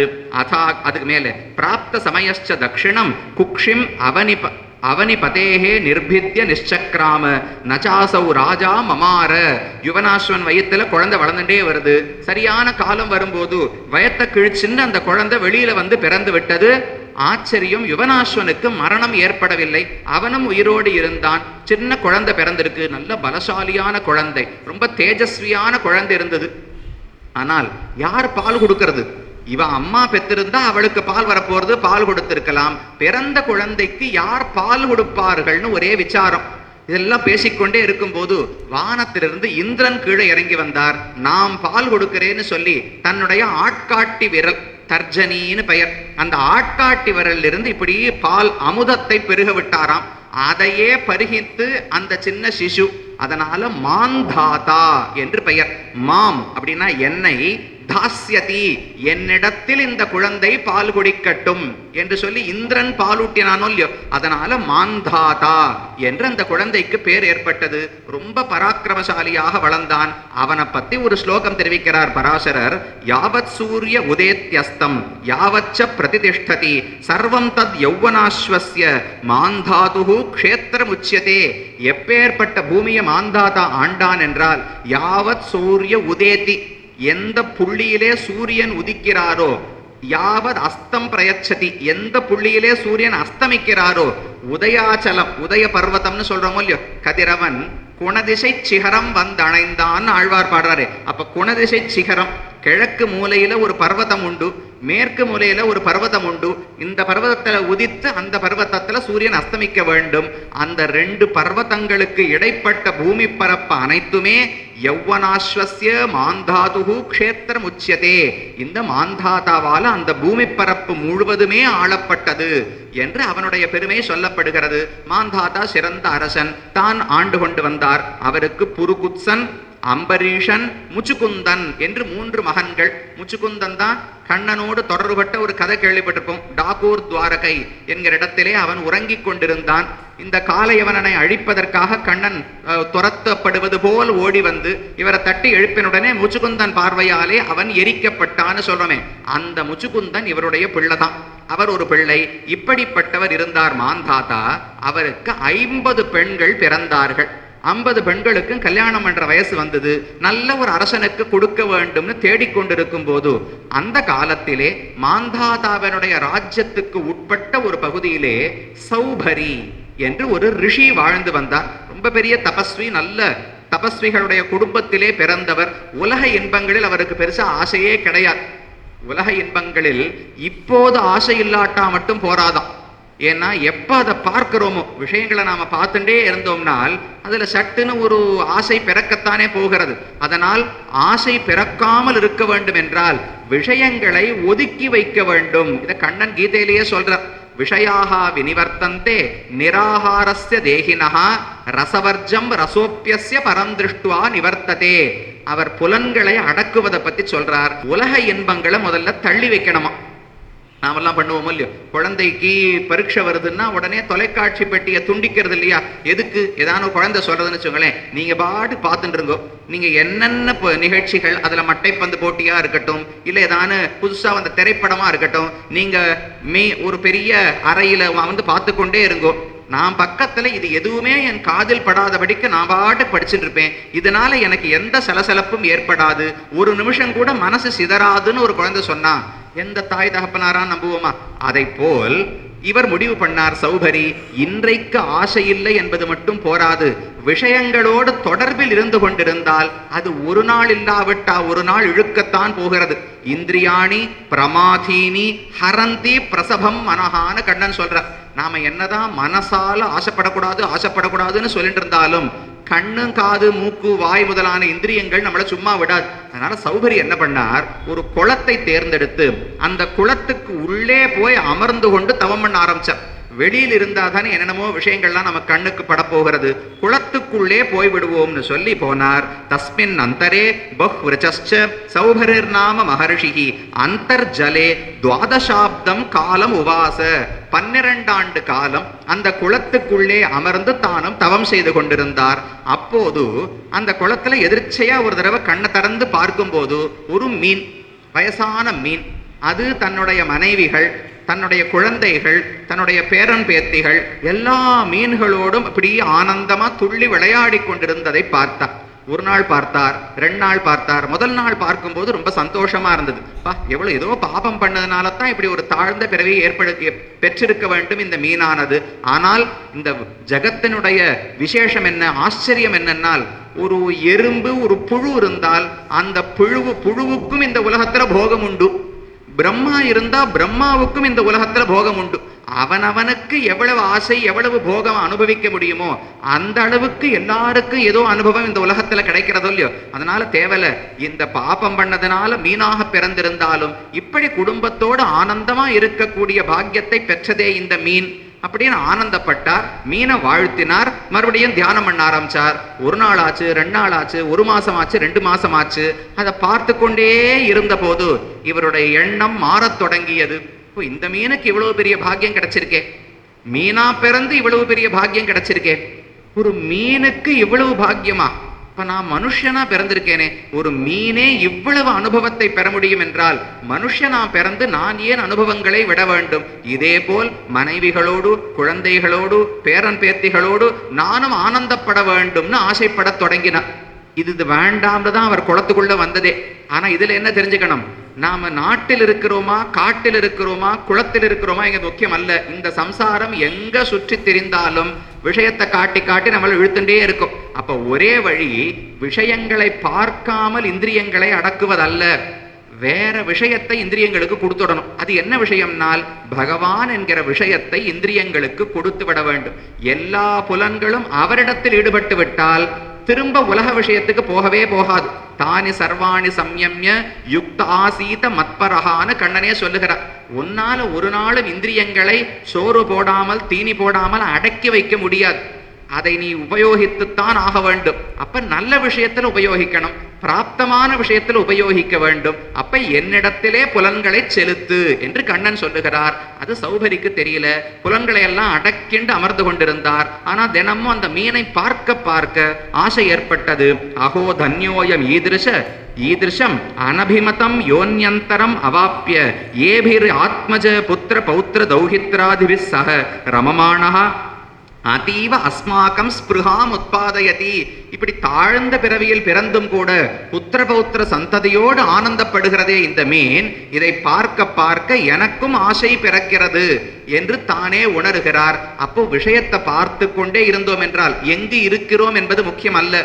நாட்டிலே இருந்தாலும் எந்த விஷயமும் மனசுல படாம இருக்க முடியும். ஒரு பிரகலாதனுக்கு உலக இன்பத்தில் ஆசையே வரலையே. ராஜாவினுடைய பிள்ளை, அவன் ஆசைப்பட்டா எதை வேணுமானாலும் அனுபவித்திருக்கலாம். ஆனா ஆசையே படவில்லை. ஒரு துருவன் மற்ற உலக விஷயங்களுக்கு ஆசைப்படவில்லை. ஆனால் காட்டுக்குள்ள ஜலத்துக்குள்ள இருந்த சௌகரிக்கு ஆசை பிடித்து கொண்டு விட்டது. அப்ப அந்த ஆசையாலே நாமும் கல்யாணம் செய்து கொள்ள வேண்டும்னு முடிவெடுத்தார். எங்க போகலாம்? நேர மாந்தாதா ராஜா, ராஜாவினிடத்துல போய், உனக்கு தான் 50 பெண்கள் இருக்கிறார்களே, ஒரு பெண்ணை எனக்கு கல்யாணம் பண்ணி கொடுன்னு தகப்பனார் மாந்தாதாவினிடத்துல கேட்டார். அவனுக்கு விருப்பமே இல்லை. இவர் பார்த்தா சடமுடியோட வயசானவரா இருக்கார். தன்னுடைய இளம் பெண்ணை யாராவது இவர் கல்யாணம் பண்ணி கொடுக்கணும்னு ஆசைப்படுவாளா என்று யோசித்தார். சரின்னு இவர் ஒரு மாதிரி, அவரை வேண்டாம்னு சொன்னா சாபம் கொடுப்பாரோன்னு பயம். அப்போ ஒத்துக்கொண்டுதான் ஆக வேண்டும். அதனால் அவர் என்ன சொன்னார், இல்ல பெரியவரே, எங்கள் வம்சத்துல ஒரு வழக்கம் உள்ளது. அந்த பெண் யாரை ஆசைப்பட்டு தேர்ந்தெடுக்கிறாளோ அவளுக்குத்தான் கல்யாணம் பண்ணி கொடுப்பதுன்னு வழக்கம் வச்சுட்டு இருக்கோம். அதனால் நான் வேணா இப்படி பண்றேன், பெண்கள் இருக்கும் இடத்துக்கு உம்மை அழைத்து செல்லுகிறேன். ஏதாவது ஒரு பெண் உம்மை பார்த்து ஆசைப்பட்டால் அவளை திருமணம் செய்து கொடுக்கிறேன் என்று மாந்தாதா சாமர்த்தியமா சொல்றதா நினைச்சுட்டு சொன்னார். அது சௌகரிக்கு புரிந்து போய்விட்டது. ஓ, வயசானவன்னு கொடுக்க எண்ணம் இல்லை அவனுக்கு. சரி அரசனே, நீ சொல்லும்படிக்கு உன் பெண் ஆசைப்பட்டால் எனக்கு கொடுத்தால் போரும் என்று சொன்னார். சரின்னு சௌகரியை அழைத்து கொண்டு அந்தப்புறத்துக்கு மாந்தாதா போறார். போற வழியில சௌகரி என்ன பண்ணார், தன்னுடைய தவ வலிமையை கொண்டு அப்படியே வயசை குறைச்சி ஒரு மன்மதனை போல அழகான ஒரு இளைஞன், அந்த இளைஞனுடைய உடலாக தன் உடலை மாற்றி கொண்டு விட்டார். அந்த புறத்துக்குள்ள போய் மாந்தாதா, பெண்களே இப்படி ஒரு பெரியவர் வந்திருக்கார், உங்களுக்கு யாரான விருப்பம் இருந்தால் சொல்லுங்கோள்னு சொன்ன உடனே நான் முன்னேன்னு 50 பெண்களும் ஆசைப்பட்டார்கள். அலம் பகின்யோ அகமிமம் விருணோமி விருணோம்யஹம் நைஷ தவானுரூபா மமேஷ பர்த்தா விதினைவ சிருஷ்டா சிருஷ்டாஹமஸ்யோபசமம் பிரயாகி. அவர்களுக்குள்ள கலகம் வந்தது. பூர்த்தி சொன்னா, தங்கையே நான் தானே மூத்தவள், எனக்கு தானே முதல்ல கல்யாணம் ஆகணும், நான் இவரை கல்யாணம் பண்ணிக்கிறேன், நீ எனக்காக விட்டு கொடுன்னு அக்கா சொன்னா. தங்க சொன்னா, சின்னவளுக்குத்தானே உரிமை அதிகம், நான் ஆசைப்பட்டாதானே முதல்ல எனக்கு பண்ணி கொடுக்கணும், நான் அவரை ஆசைப்படுகிறேன், எனக்காக நீ விட்டு கொடுன்னா. இன்னொருத்தி சொன்னா, நான் பிறந்த பயன் என்னன்னு இப்பதான் தெரிஞ்சுட்டேன், இவரை திருமணம் செய்து கொள்வதற்காகத்தான் நான் சிருஷ்டிக்கப்பட்டதுன்னா. இப்படி எல்லாரும் நான் முன்னேன்னு சௌகரியை ஆசைப்பட தொடங்கினார்கள். மாந்தாத்தாவுக்கு என்ன பண்றதுன்னு புரியல. சௌகரி சொன்னார், பெண் ஆசைப்பட்டா பண்ணி கொடுப்பேன்னு சொன்னியோ இல்லையோ, 50 பெண்களையும் கல்யாணம் பண்ணி கொடுன்னு சொன்னார். இவனால் மறுக்க முடியவில்லை. சரின்னு கல்யாணம் செய்து கொடுத்து விட்டான். 50 பேரையும் கூட்டிண்டு மாந்தாத்தா வீட்டிலிருந்து சௌகரியை அழைத்து போனார். மாந்தாத்தாவுக்கு போறல. நல்ல இடத்துல நல்லபடியா பண்ணி கொடுத்தாலே பெண் எப்படி இருக்காளோ இல்லையோ, அவ இது வரைக்கும் இங்க வேலையே பண்ணது கிடையாதே, இல்ல எல்லாம் கத்து கொடுத்து அனுப்பினோமே அங்க எப்படி வச்சிருக்காளோ என்று எத்தனையோ சந்தேகம் வருமோ இல்லையோ. மாந்தாத்தா ஒரு முறை புறப்பட்டு மூத்த பெண்ணினுடைய வீட்டுக்கு போனார். போய் அவரிடத்துல பார்த்தா வீடெல்லாம் ரொம்ப விசாலமா இருந்தது. அவர் என்ன பண்ணார், விஸ்வகர்மா என்று தேவர்களுடைய சிற்பி இருக்காரோ இல்லையோ, அவரை சௌகரி அழைத்தார். எனக்கு 50 பெண்டாட்டிகள், அதனால் எனக்கு 50 வீடு வேணும். ஒவ்வொரு வீட்டிலையும் பெரிய சுவர் இருக்கணும், சுத்தி உள்ள ஒரு குளம் இருக்கணும், பெரிய தோட்டம் இருக்கணும், வீடு ரொம்ப விசாலமா 3000-4000 சதுரடிக்கு ஒரு வீடு வேண்டும், அதுல எல்லா போகங்களும் இருக்கணும், ரத்தனத்தால விமானங்கள் எல்லாம் இருக்கணும், தங்க கம்பளி வைரம் பதிக்கப்பட்ட கம்பளங்கள் போர்த்தி இருக்க வேண்டும். இப்படி 50 மாளிகைகளை எனக்கு பண்ணி கொடுனார். சரின்னு அவரும் பண்ணி கொடுத்துட்டார். அந்த மாளிகைகளில் இந்த பெண்கள் ஆனந்தமாக வாழ்ந்து வந்தார்கள். தகப்பனார் மாந்தாத்தா வந்தார். வந்து பார்த்தா ரொம்ப செழிப்பாகத்தான் இருக்கிறாள் பெண்ணுன்னு முதல் பெண்ணை பார்த்து தெரிஞ்சின்றார். அவரிடத்துல பேசிக்கொண்டே, நீ எப்படி இருக்கிறாய், சௌகரி உன்னை பார்த்து கொள்ளுகிறாரா, சுகமாக இருக்கிறாயா, வாழ்க்கை எப்படி உள்ளதுன்னு கேட்ட உடனே அவர் ரொம்ப ஆனந்தமா பேசினான். எனக்கு ஒரு குறையுமே இல்லை தந்தையே, ஆனந்தமாக இருக்கிறேன், கணவன் என்னிடத்துல ரொம்ப அன்போடு இருக்கிறார், இப்படி பண்றார் அப்படி பண்றார், போகத்துக்கு குறைச்சல் இல்லை, வேலைக்காரர்களுக்கு குறைச்சல் இல்லை, பணங்காசுக்கு குறைச்சல் இல்லை, எல்லாம் நன்னா இருக்கு. ஆனால் அப்படின்னு ஒரே ஒரு வார்த்தை இழுத்தா. என்ன பண்ணேன், ஆனால்னு சொல்றேன், என்னால் எல்லாம் நன்னாதான் இருக்கு, எனக்கு ஒரே ஒரு வருத்தம், எப்போதுமே என் வீட்டில் தான் இருக்கிறார், தங்கையும் தானே கல்யாணம் பண்ணிட்டார், மற்ற 49 தங்கைகளையும் பார்ப்பதற்கு அவர் போவதே கிடையாது, எப்போதும் சதா சர்வ காலமும் என்னுடைய வீட்டிலேயே இருக்கிறாரே தவிர மற்ற தங்கைகளை பார்ப்பதற்கு அவர் போவதே இல்லைன்னு மூத்த பொண்ணு சொன்னான். இவர் ரொம்ப ஆச்சரியம், அப்படியா, 50 பேரை கல்யாணம் வேண்டாம், பார்த்துக்கணுமே, சரி பார்ப்போம்னு அடுத்த வீட்டுக்கு போனார். அந்த பெண்ணு இதே வார்த்தையை சொன்னான், என் வீட்டிலேயே இருக்கார், எப்ப பார்த்தாலும் அக்காவையும் பார்க்க போறதில்லை, தங்கைகளையும் பார்க்க போவதில்லை, என்னிடத்துல ரொம்ப கருத்தா பார்த்து கொள்ளுகிறார்னு சொன்னான். 50 பெண்கள் வீட்டுக்கும் போனார், 50 பேர் இதே வார்த்தையை சொன்னான். இவருக்கு புரியவே இல்லை. திரும்ப வந்தார், சௌகரியின் இடத்துல வந்தார். இது எப்படி பண்ணீர்னு கேட்டா, ஒண்ணுமே இல்லை, எனக்கு இருக்கிற யோக மகிமையை கொண்டு 50 உடல்களை எடுத்துக்கொண்டேன். இந்த ஆத்மா, ஜீவாத்மா இந்த உடலை இயக்குவதென்பது தன்னுடைய ஞானத்தை கொண்டுதானே. ஆத்மா என்பவர் ரொம்ப அணுமாத்திரம், இந்த ஹிருதயத்துல சின்ன அணு வடிவத்துக்கு இருக்க போகிறார்.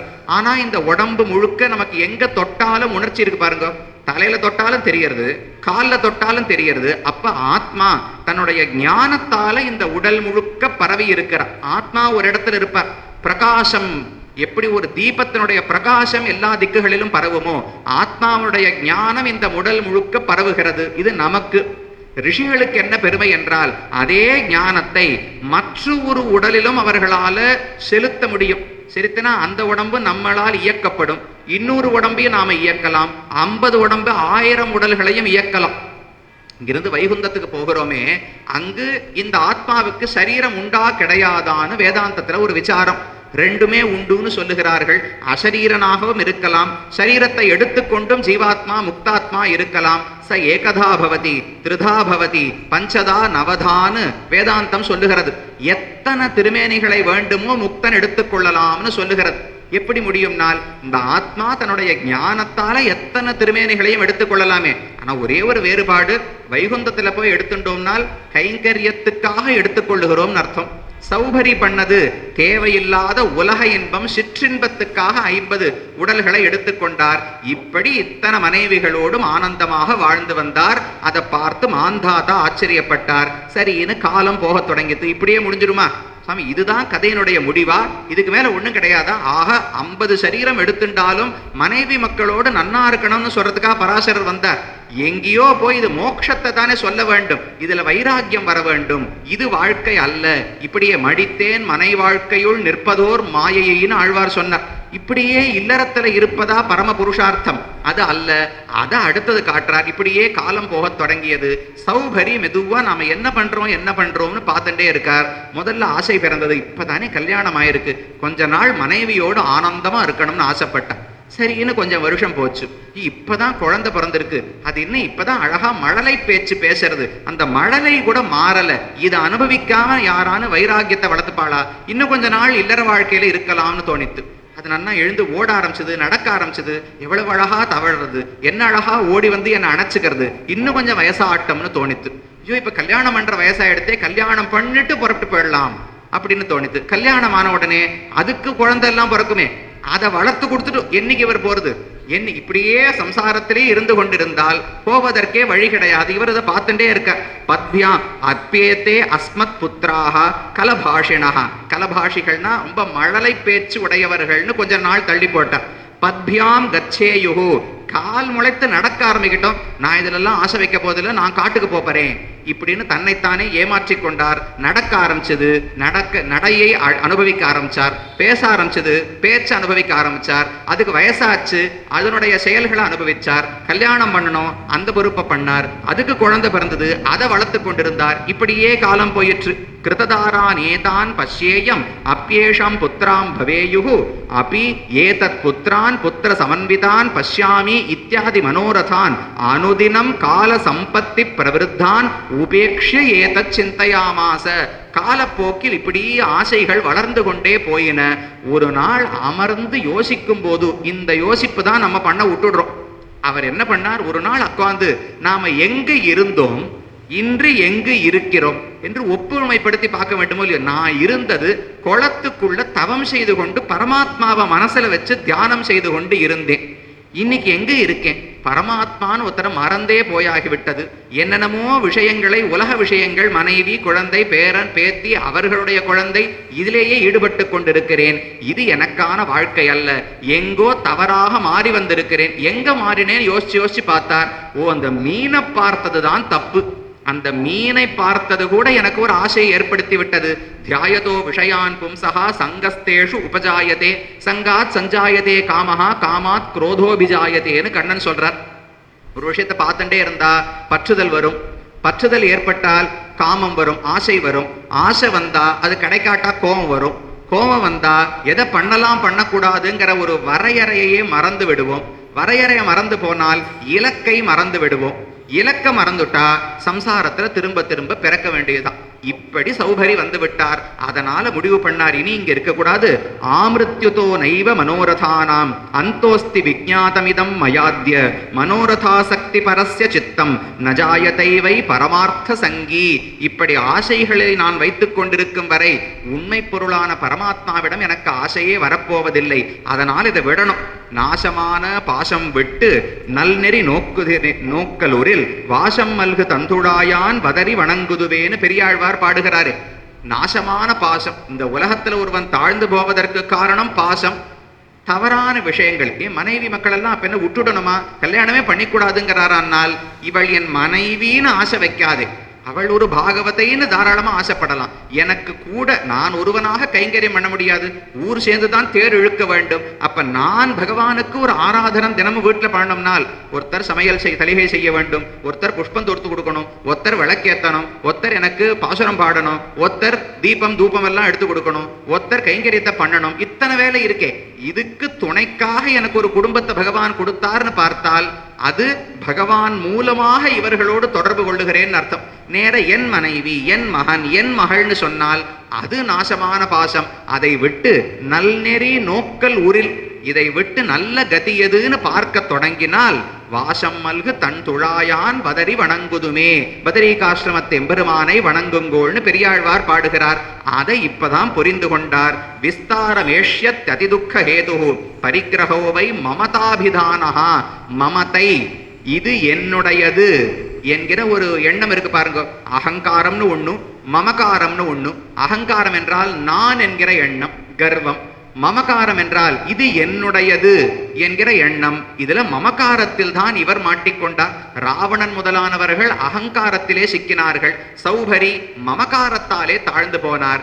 இப்ப தன்னுடைய தவறை புரிந்து கொண்டு எல்லாரையும் அழைத்து கொண்டு தன்னுடைய செல்வத்தை எல்லாம் துறந்தார். 50 மனைவிமார்களையும் அழைத்து கொண்டார். நேர காட்டுக்கு போய் வானப்பிரஸ்த ஆசிரமத்திலே பகவானையே தியானித்துக் கொண்டு அனைவரும் இருந்தார்கள்.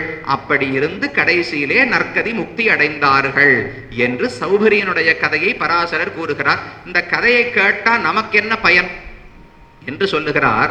யச்சைதத் சௌபரி சரிதம் அனுஸ்மரதி படதி பாடயதி ஸ்ருணோதி ஸ்ராவயதி தரத்ய அவதாரயதி லிகதி லேகயதி சிக்ஷயதி அத்தியாபயதி உபதிஷதி வா. எல்லாத்தையும் சொல்லிட்டார். சொல்றவன் கேட்பவன், சொல்ல வைப்பவன் கேட்க வைப்பவன், எழுதுபவன் எழுத வைப்பவன், மனசிலே தரித்துக் கொள்பவன் தரித்துக் கொள்ள வைப்பவன், இவர்கள் யாராக இருந்தாலும் தஸ்ய ஷட் ஜன்மானி துஸ்சந்ததிஹி அசத்தர்மஹ வாங் மனசயோர் அசன்மார்க ஆச்சரணம் அசேஷ ஹேதுஷுவா மமத்துவம் நபவதி. அவனுக்கு 6 பிறவிகளில் துஸ்சந்ததியே ஏற்படாத, 6 தலைமுறைகளுக்கு தீமையே அண்டாது. சத்தர்மஹா, நல்ல தர்மத்தில் நிலை பெறுகிறான். வாக்கும் மனசும் அசன்மார்க்கத்திலே செல்லாது.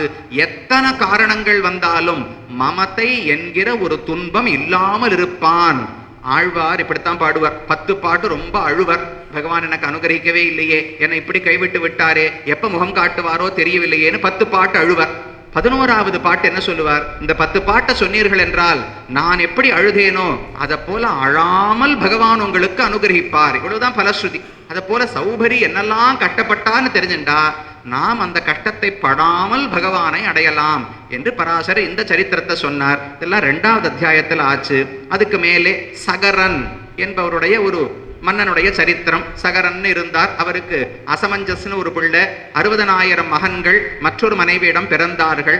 அவர்களை அழிப்பதற்காகத்தான் பகவான் கபிலராக பிறந்தாராம். கபிலர்னு தேவகூதிக்கும் கர்தம பிரஜாபதிக்கும் மகனாக பகவானே வந்து அவதரித்தார். அந்த கபிலரிடம்தான் சென்று தேவர்கள் பிரார்த்தித்தார்கள். சகரனுக்கு அசமஞ்சஸ்னு ஒரு மனைவியிடம் ஒரு பிள்ளை, மற்றொரு மனைவியிடம் 60,000 மகன்கள். ஆனா என்னமோ தெய்வ வசத்தினால யாருமே நல்ல பிள்ளைகளா இல்லை. எல்லாருமே தவறான அதர்ம மார்க்கத்தில் ஈடுபாடோடு இருந்தார்கள். அதனால் அவர்களுடைய தாக்கத்தினாலே மக்கள் எல்லாம் ரொம்ப துன்பப்பட்டார்கள். தேவர்கள் எல்லாம் பகவானிடத்திலே போய் எங்களை ரட்சிப்பதற்கு நீர்தான் உதவ வேண்டும் என்று பிரார்த்தித்தார்கள். பகவான் சொன்னார், நீங்க ரொம்ப தாமதித்து வந்திருக்கிறீர்கள். உங்களுக்கு இந்த கஷ்டம் வரப்போவதென்று தெரிந்து நான் முன்னமே கபிலராக அவதரித்து விட்டேன். கபிலாச்சாரியர் என்னுடைய அம்சம் கபிலர். அந்த கபிலராலே இந்த 60,000 தீய மகன்களும் அழிந்து விடுவார்கள் என்று சொல்லுகிறார். இதைத்தான் ஆண்டாள் சொன்னாலோ, நம்ம 33 அமரர்க்கு முன் சென்று கப்பம் தவிர்க்கும் கலியே துயிலழாய்னு ஆண்டாளுடைய பாசுரமோ இல்லையோ. இந்த இடத்துல முன் சென்றுனா என்ன அர்த்தம்? 33 கோடி தேவர்களுக்கு முன் சென்று அவர்கள் ஒரு யுத்தத்துக்கு போகிறார்கள் என்றால் பகவான் அவர்களுக்கு 2 அடி முன்னால் போய் அவர்களுக்கு வந்த கம்பனம், கப்பம்னா கம்பனம், நடுக்கம், அந்த நடுக்கத்தை தீர்க்கிறான் என்று இந்த இடத்துல பொருள் கிடையாது. முன்னால்னு சொன்னால் 2 விதமா சொல்லலாம். இடத்தை வைத்து முன்னால்னு சொல்லலாம், காலத்தை வைத்து முன்னால்னு சொல்லலாமோ இல்லையோ.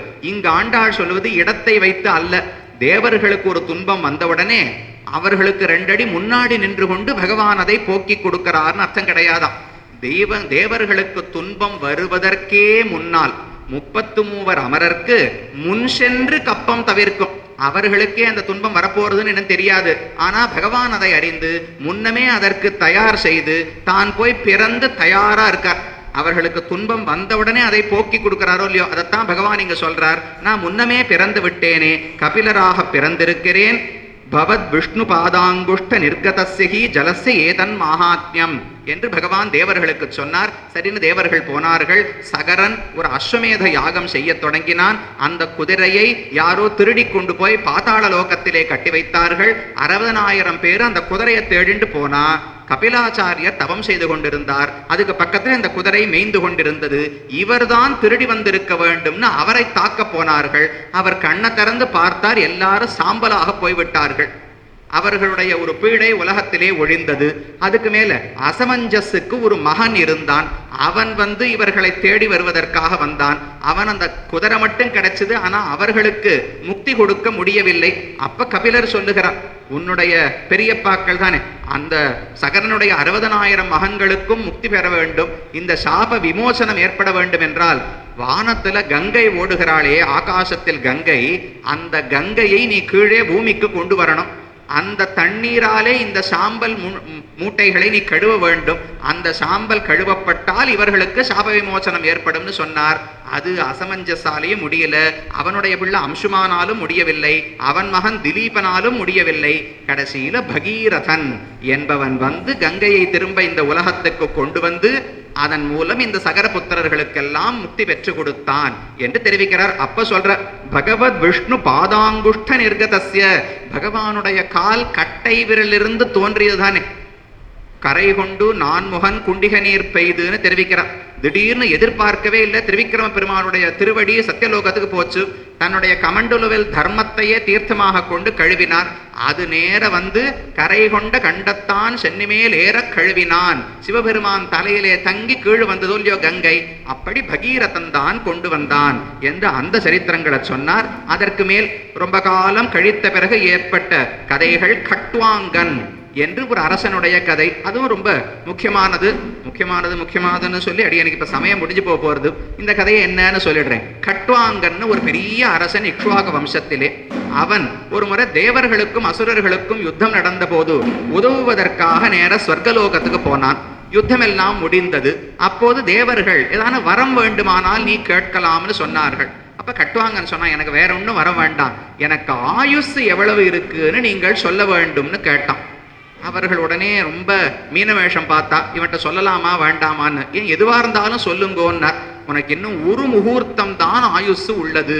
ஒரு முகூர்த்தம்னா 48 நிமிஷம்னு அர்த்தம். 2 நாழிகை தான் ஒரு முகூர்த்தம். உனக்கு இன்னும் வாழ்வதற்கே 48 நிமிஷங்கள் தான் உள்ளன என்று தேவர்கள் சொன்னார்கள். அவன் கொஞ்சமும் கவலைப்படல. நேர கீழே இறங்கி வந்தான். பட்டத்தை தன்னுடைய மகனுக்கு கட்டினான். சொத்தை எல்லாம் பிரிச்சு கொடுத்தான். இருந்த ஒரு முகூர்த்த காலத்தில் பகவானையே தியானித்தானாம். எப்படி தியானித்தானால், உலகத்தில் இருக்கும் எல்லா பொருள்களையுமே பகவானாக பார்க்க தொடங்கினான்னு தெரிவிக்கிறார். நச்ச சகல தேவ மானுஷ பசு பக்ஷி விருக்ஷாதிகேஷு அச்சுத வதிரேகவதி திருஷ்டிஹி மமாபூத். எந்த பொருளை பார்த்தாலும் இது பிரம்மம், இது அச்சுதன், இது பகவான், நாராயணன்கிற புத்திதான் அவனுக்கு ஏற்பட்டது. இப்படி எவன் சமதர்சனத்தை அடைகிறானோ அவன் என்னை அடைகிறான்னு கண்ணன் கீதையிலேயே சொல்றார். யோ மாம் பஷ்யதி சர்வத்திர சர்வம் ச மயி பஷ்யதி. எந்த ஆத்மாவை பார்த்தாலும் பரமாத்மாவை தெரியணுமா. அதுல பரமாத்மாவை பார்த்தால் இத்தனை சேதனா சேதனங்களையும் உடலாக உடையவர்னு தோன்ற வேண்டுமாம். அப்படிப்பட்ட திருஷ்டியை அடைந்து ஒரே முகூர்த்தம். பரீட்சத்துக்காவது 7 நாள் இருந்தது. அதைத்தான் சுகாச்சாரியரே சொல்றார். சுகாச்சாரியர் எதிர்ச்சையாக வந்தார். பரீட்சத்தை பாம்பு கடித்து 7 நாள்ல பாம்பு கடிச்சு பிராணன் போறதுன்னு தெரியும். சுகாச்சாரிய இடத்துல நீர் தான் நல்லது உபதேசிக்கணும்னு கேட்டார். எவ்வளவு நாழி இருக்கு உனக்குன்னு கேட்டார் சுகாச்சாரியர். 7 நாள் தான் இருக்கு. 7 நாளைக்குள்ள நான் கற்க வேண்டியதெல்லாம் உமால சொல்லிட முடியுமா? 7 நாட்களுக்குள்ள ஞானம் பெற்று மோட்சம் போக முடியுமான்னு கேட்டார். அதுக்கு அவர் சொன்னார், ஒரு முகூர்த்தத்திலேயே உன்னுடைய மூதாதையர்கள்லாம் போயிருக்காளே, 7 நாள் ரொம்ப அதிகம், தாராளமா சொல்றேன்னு தன்னுடைய பாகவத புராணம் முழுவதையும் சொல்லுகிறார். அது கட்வாங்கன். கட்வாங்கேன சமோனான்யா கஷ்டிதுர்வியாம் பவிஷ்யதி ஏன ஸ்வர்காதிகாகம்ய முகூர்த்தம் பிராப்ய ஜீவிதம் திரையோபிசம்ஹிதா லோகா புத்தியா சத்தியேன செய்வகி. 3 உலகங்களையும் விஷ்ணுமயமாகவே பகவானுடைய உடலாகவே பார்த்து அந்தர்யாமியான பகவானை பார்க்க கற்றுக்கொண்டான். அப்படி கட்வாங்கன் ஒரு முகூர்த்தத்திலே முக்தி அடைந்தான். அவனுடைய வம்சம். கட்வாங்கனுக்கு தீர்க்கபாகு பிறந்தான். அவனுக்கு ரகு, ரகுவுக்கு அஜன், அஜனுக்கு தசரதன், தசரதனுக்கு பகவான் தானே 4வராக பிறந்தார். ராமன் மட்டும் பகவத் அவதாரம் அல்ல. ஸ்ரீ ராமாயணத்திலும் சரி கிருத்வா ஆத்மானம் சதுர்விதம்னு தெரிவிக்கிறார். பகவானேதான் 4ஆக தன்னை வகுத்து கொண்டு வந்து 4 அண்ணன் தம்பிகளாக பிறந்தார். அப்படி ராமன் பிறந்து என்ன செய்தார் என்று ஒரே அத்தியாயத்திலே சொல்லி சுருக்கமாக முடித்து விடுகிறார்.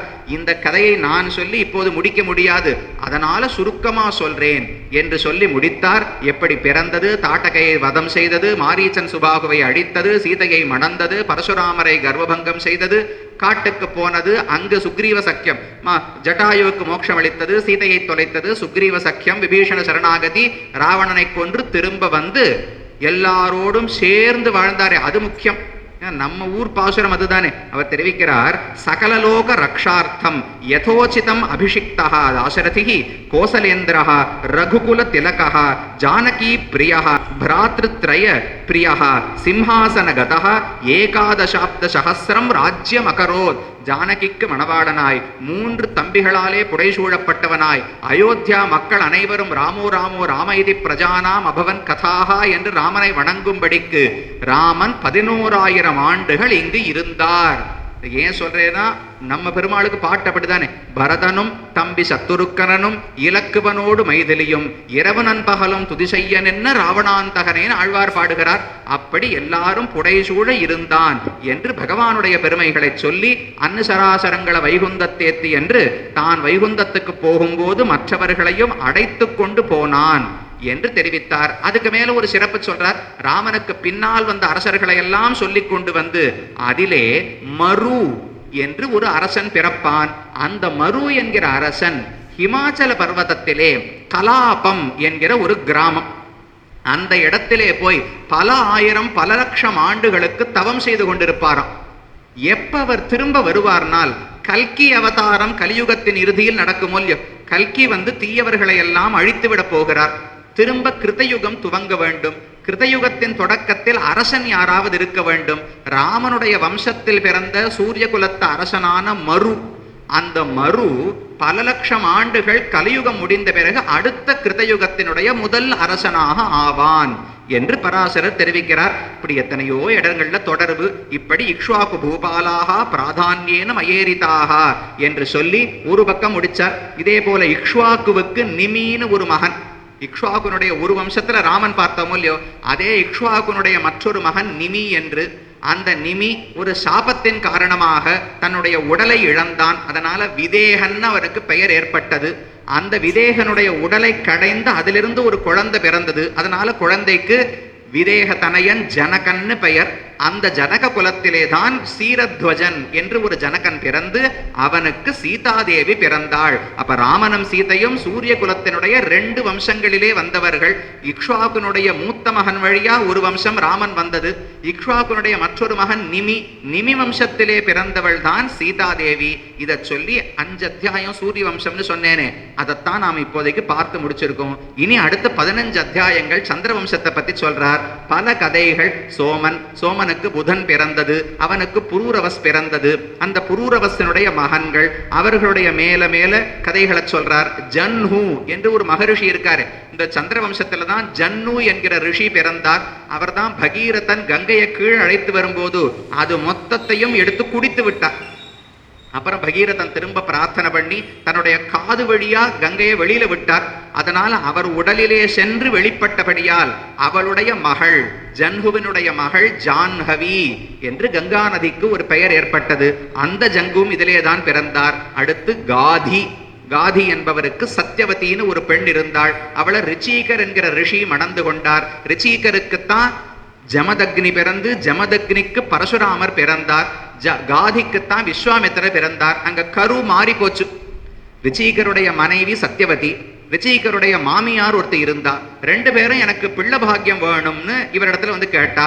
இவர் 2 பாயசம் பண்ணார். தன்னுடைய மனைவிக்கு ஒரு பாயசம், தன்னுடைய மாமியாருக்கு ஒரு பாயசம். 2ஐயும் பண்ணி அவர் இடத்துல கொடுத்து நீங்க சாப்பிடுங்கோன்னு சொன்னார்.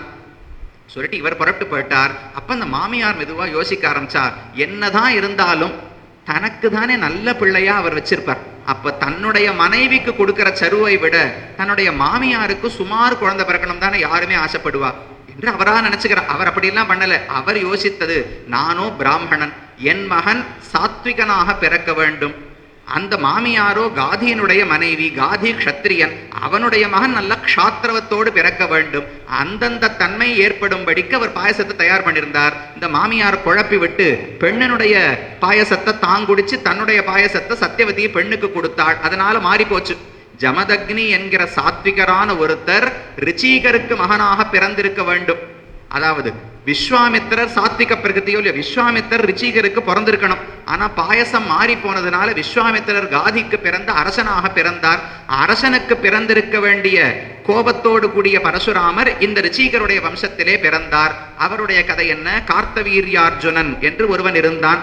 அவனை எப்படி அழித்தார் என்று பல கதைகளை சொல்லி, அதுக்கு மேல செமந்தக உபாக்கியானம், சத்ராஜித்தினுடைய கதை, கண்ணன் பிறந்தது, வசுதேவர் யாரு, வசுதேவனுடைய கூட பிறந்தவள் தான் பிருதா என்பவள், அவளை குந்தின்னு தத்து கொடுத்தார்கள். அப்ப இவர்கள் உறவை சொல்லி கண்ணனுக்கு திருமணம் நடந்தது. 16,000 தேவிமார் காத்திருப்பன்னு ஆழ்வார் சொல்றாளோ இல்லையோ, அத்தனை பேரையும் திருமணம் செய்து கொண்டு கண்ணன் வாழ்ந்தார் என்பது வரைக்கும் இந்த அம்சத்திலே சொல்லி, இதெல்லாம் முன்னால் இருந்த அரசர்கள். இனி பின்னால் வரப்போகிற அரசர்களை சொல்லுகிறேன்னு சொல்லி பல பேரை சொல்லுகிறார். அதெல்லாம் நமக்கு முக்கியம் இல்லை. கலியுகத்தில் அரசர்கள் எப்படி இருப்பார்கள், மக்கள் எப்படி இருப்பார்கள் என்று அழகாக தெரிவிக்கிறார். அந்த பகுதியை மட்டும் விண்ணப்பிக்கிறேன்.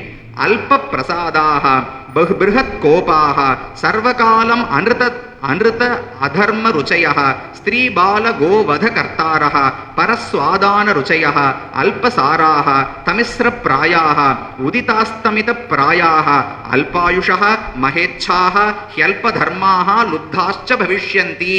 மக்களும் சரி, ராஜாக்களும் சரி, ஆள்பவர்களும் எப்படி இருப்பார்கள்னால் அல்ப பிரசாதாக, முகத்துல ஒரு ஆனந்தம், மகிழ்ச்சி என்பதே தெரியாதாம். பிருஹத் கோபாக, எப்பவுமே கடுகடுன்னு கோபத்தோடே இருப்பாளாம். சர்வகாலம் அனிருத்த அதர்ம ருச்சையா, எப்போதுமே பொய்யிலும் அதர்மத்திலும் ஆசையோடு இருப்பார்கள். பெண்களையும் பாலர்களையும் மாடுகளையும் கூட கொல்ல தயங்க மாட்டார்கள். மற்றொருவருடைய செல்வம் அதை பறிப்பதில் மிகுந்த ஈடுபாடோடு இருப்பார்கள். அல்ப சாராக, பெருசா சக்தி எல்லாம் இருக்காது, தமோகுணம் அதிகமாக இருக்கும். அப்புறம் சொன்னார் உதித அஸ்தமித பிராயாக. உதித்த அஸ்தமிதம்னால் ஒரு பொருள் இப்பதான் உண்டாச்சு, அதுக்குள்ள அழிஞ்சு போயிடுமோ இல்லையோ. இந்த உலகத்துல நாம எல்லாம் பெரிய கட்டப்பட்டு வேலை பார்த்து சம்பாதிச்சு பெரிய பணக்காரரோம்னால் அதுக்குள்ள பிராணனே போயிடும். இதெல்லாம் பண்ணி என்னமோ பெருசா சாதிக்க போறோம், பணங்காசெல்லாம் வந்துடுத்து, இனிமே ஒரு 2000 வருஷம் ஆனந்தமா இருக்க போறோமானால் பணம் வந்து கொஞ்ச நாள்ல பிராணனே கூட போய்விடலாமோ இல்லையோ. அப்பதான் உதித்த அஸ்தமிதம்னு சொல்ற. உதயம் ஏற்பட்ட உடனே அஸ்தமனம் ஏற்பட்டால் அப்ப வாழ்க்கை நிலையில்லாததுன்னு அர்த்தம். வாழ்ந்தார்கள், வாழ்ந்தது மாமழை முக்குளில் மாய்ந்து மாய்ந்துன்னு ஆழ்வார் சொல்றாரோ இல்லையோ. மழை நன்னா பெய்யறச்சே ஒரு புத்புதம் வந்ததுன்னா எவ்வளவு நாளைக்கு அந்த நீர் குமிழ் இருக்க போகிறது? அதன் தலையில அடுத்த தண்ணீர் துளி வந்து விழற வரைக்கும் இருக்கும். விழுந்தா இது அழிந்து போய்விட போகிறது. இப்படித்தான் மின்னின் நிலையில மண் உயிர் ஆக்கைகள்னு தொண்டடிப்படி ஆழ்வார் சொல்லும்படிக்கு இப்படி இந்த அஸ்தமித பிராயாக அல்ப ஆயுஷக, குறைந்த ஆயுசு, அதிகமான ஆசை, தர்மத்தில் ஆசை கிடையாது, நிறைய லோபம் பேராசை, இப்படித்தான் மக்கள் இருக்க போகிறார்கள். இதில் வேற எப்படியெல்லாம் பெருமைகள் ஏற்படும்னு சொல்ற. ததச்ச அர்த்தையேவ அபிஜன ஹேதுஹு. அவர் கிட்டத்தட்ட ஒரு 15 விஷயங்கள் எது எது எது இதற்கு பயன்பட போகிறதுன்னு ரொம்ப அழகா நம்மளே யோசிச்சு பார்த்தா, ஆமா சுவாமி இப்படிதான் இன்னைக்கு உலகம் இருக்கு, இது ஆனா எங்களுக்கே தெரியலையேன்னு தோணும். அவ்வளவு துல்லியமா தெரிவிக்கிறார். அர்த்தையேவ அபிஜன ஹேதுஹு. ஒருவன் உயர்ந்த குலத்தில் பிறந்தான் அப்படின்னு சொல்றதுக்கு என்ன தெரியுமா காரணம்? பணம், செல்வம் இருந்தா இவர் எவ்வளவு பெரியவர் தெரியுமா, அப்பேற்பட்ட குலத்துல பிறந்தவர்னு சொல்லுவாளாம். ஆழ்வாரம் கணிச்சு அப்பவே பாடினார். கொண்டாட்டும் குலம் புனைவும் தமர் உத்தார் விழு நிதியும் வண்டார்பூம் குழலாளும் மனையொழிய உயிர் மாய்தல்னு ஆழ்வாருடைய பாசுரம். நிதி வந்த உடனே கொண்டாட்டும், எல்லாரும் ரொம்ப புகழ்ந்து பாடுவாளாம். குலம் புனைவும், இவர் தெரியுமா இவர் தாத்தா அந்த காலத்துல அப்பேற்பட்டவரா இருந்தார், நேற்று வரைக்கும் இவன் யாருன்னே அவனுக்கு தெரியாது, இவன் தாழ்ந்தவன் யாரெல்லாம் ஏசிக்கொண்டிருந்தார்களோ இன்னைக்கு கையில பணம் வந்த உடனே ஐயோ இவன் அந்த காலத்திலேருந்தே ரொம்ப நன்னா எங்களுக்கு தெரியும், இவ தாத்தா காலத்திலேருந்தே ரொம்ப தார்மிகர்கள், அப்போலேருந்தே பெரிய வள்ளல்கள்னு எல்லாம் புனைவு. கொண்டாட்டும் குலம் புனைவும் தமர் உற்றார் விழு நிதியும். கையில பணம் இருக்குன்னு உடனே உற்றார் உணவர்கள் எல்லாம் வந்து உடனே பக்கத்துல வந்து நிற்க போகிறார்கள். இப்படிப்பட்ட செல்வம் இருந்தால் பெரிய அபிஜனம், பெரிய குலத்திலே பிறந்தான்னு சொல்லுவார்கள். பலமேவ அசேஷ தர்மஹேதுகு. கையில பலம் இருந்ததென்றால், அந்த சக்தி இருந்ததென்றால் அவன் வச்சதுதான் சட்டம். அவன் வச்சதுதான் தர்மம்னு இருக்கும். அபிருச்சிரேவ தாம்பத்திய சம்பந்த ஹேது. பிடிச்சிருக்கா கல்யாணம் பண்ணிக்கலாம், அதுக்கு மேல எதுவுமே சாஸ்திரம் சம்ஸ்காரம் எதையுமே பார்க்க மாட்டா. ஆசை இருந்தால் திருமணம் என்கிற அளவுக்கு போய்விடும். ஸ்திரீத்வமேவ உபபோக ஹேது. கல்யாணம் பண்ணிக்கணும்னா எந்த குலம், நல்ல பெண்ணா பண்பாலாம் பார்க்க மாட்டாளாம். பிள்ளையா பெண்ணா பண்ணி வச்சுருவுன்னு போயிடுவாளாம். இவ்வளவுதான் கலியுகத்துல நடக்க போறதுன்னு தெரிவிக்கிறார். அதுக்கு மேல அனிருத்தமேவ வியவஹார ஜெயஹேது. ஒரு வாதம் நடக்கிறது. விவகாரம்னா ஒரு வாதம். வாதப்போரிலே ஒருவன் ஜெயிக்க வேண்டும் என்றால் பொய் தான் ஒரே வழின்னு தெரிவிக்கிறார். நல்லபடியா சண்டை போட்டு யாருமே வாதம் பண்ணவே போறது கிடையாது. பொய் சொல்லித்தான் வாதத்திலே ஜெயிக்க முடிய போகிறது. பிரம்மசூத்திரமேவ விப்ரத்வ ஹேது.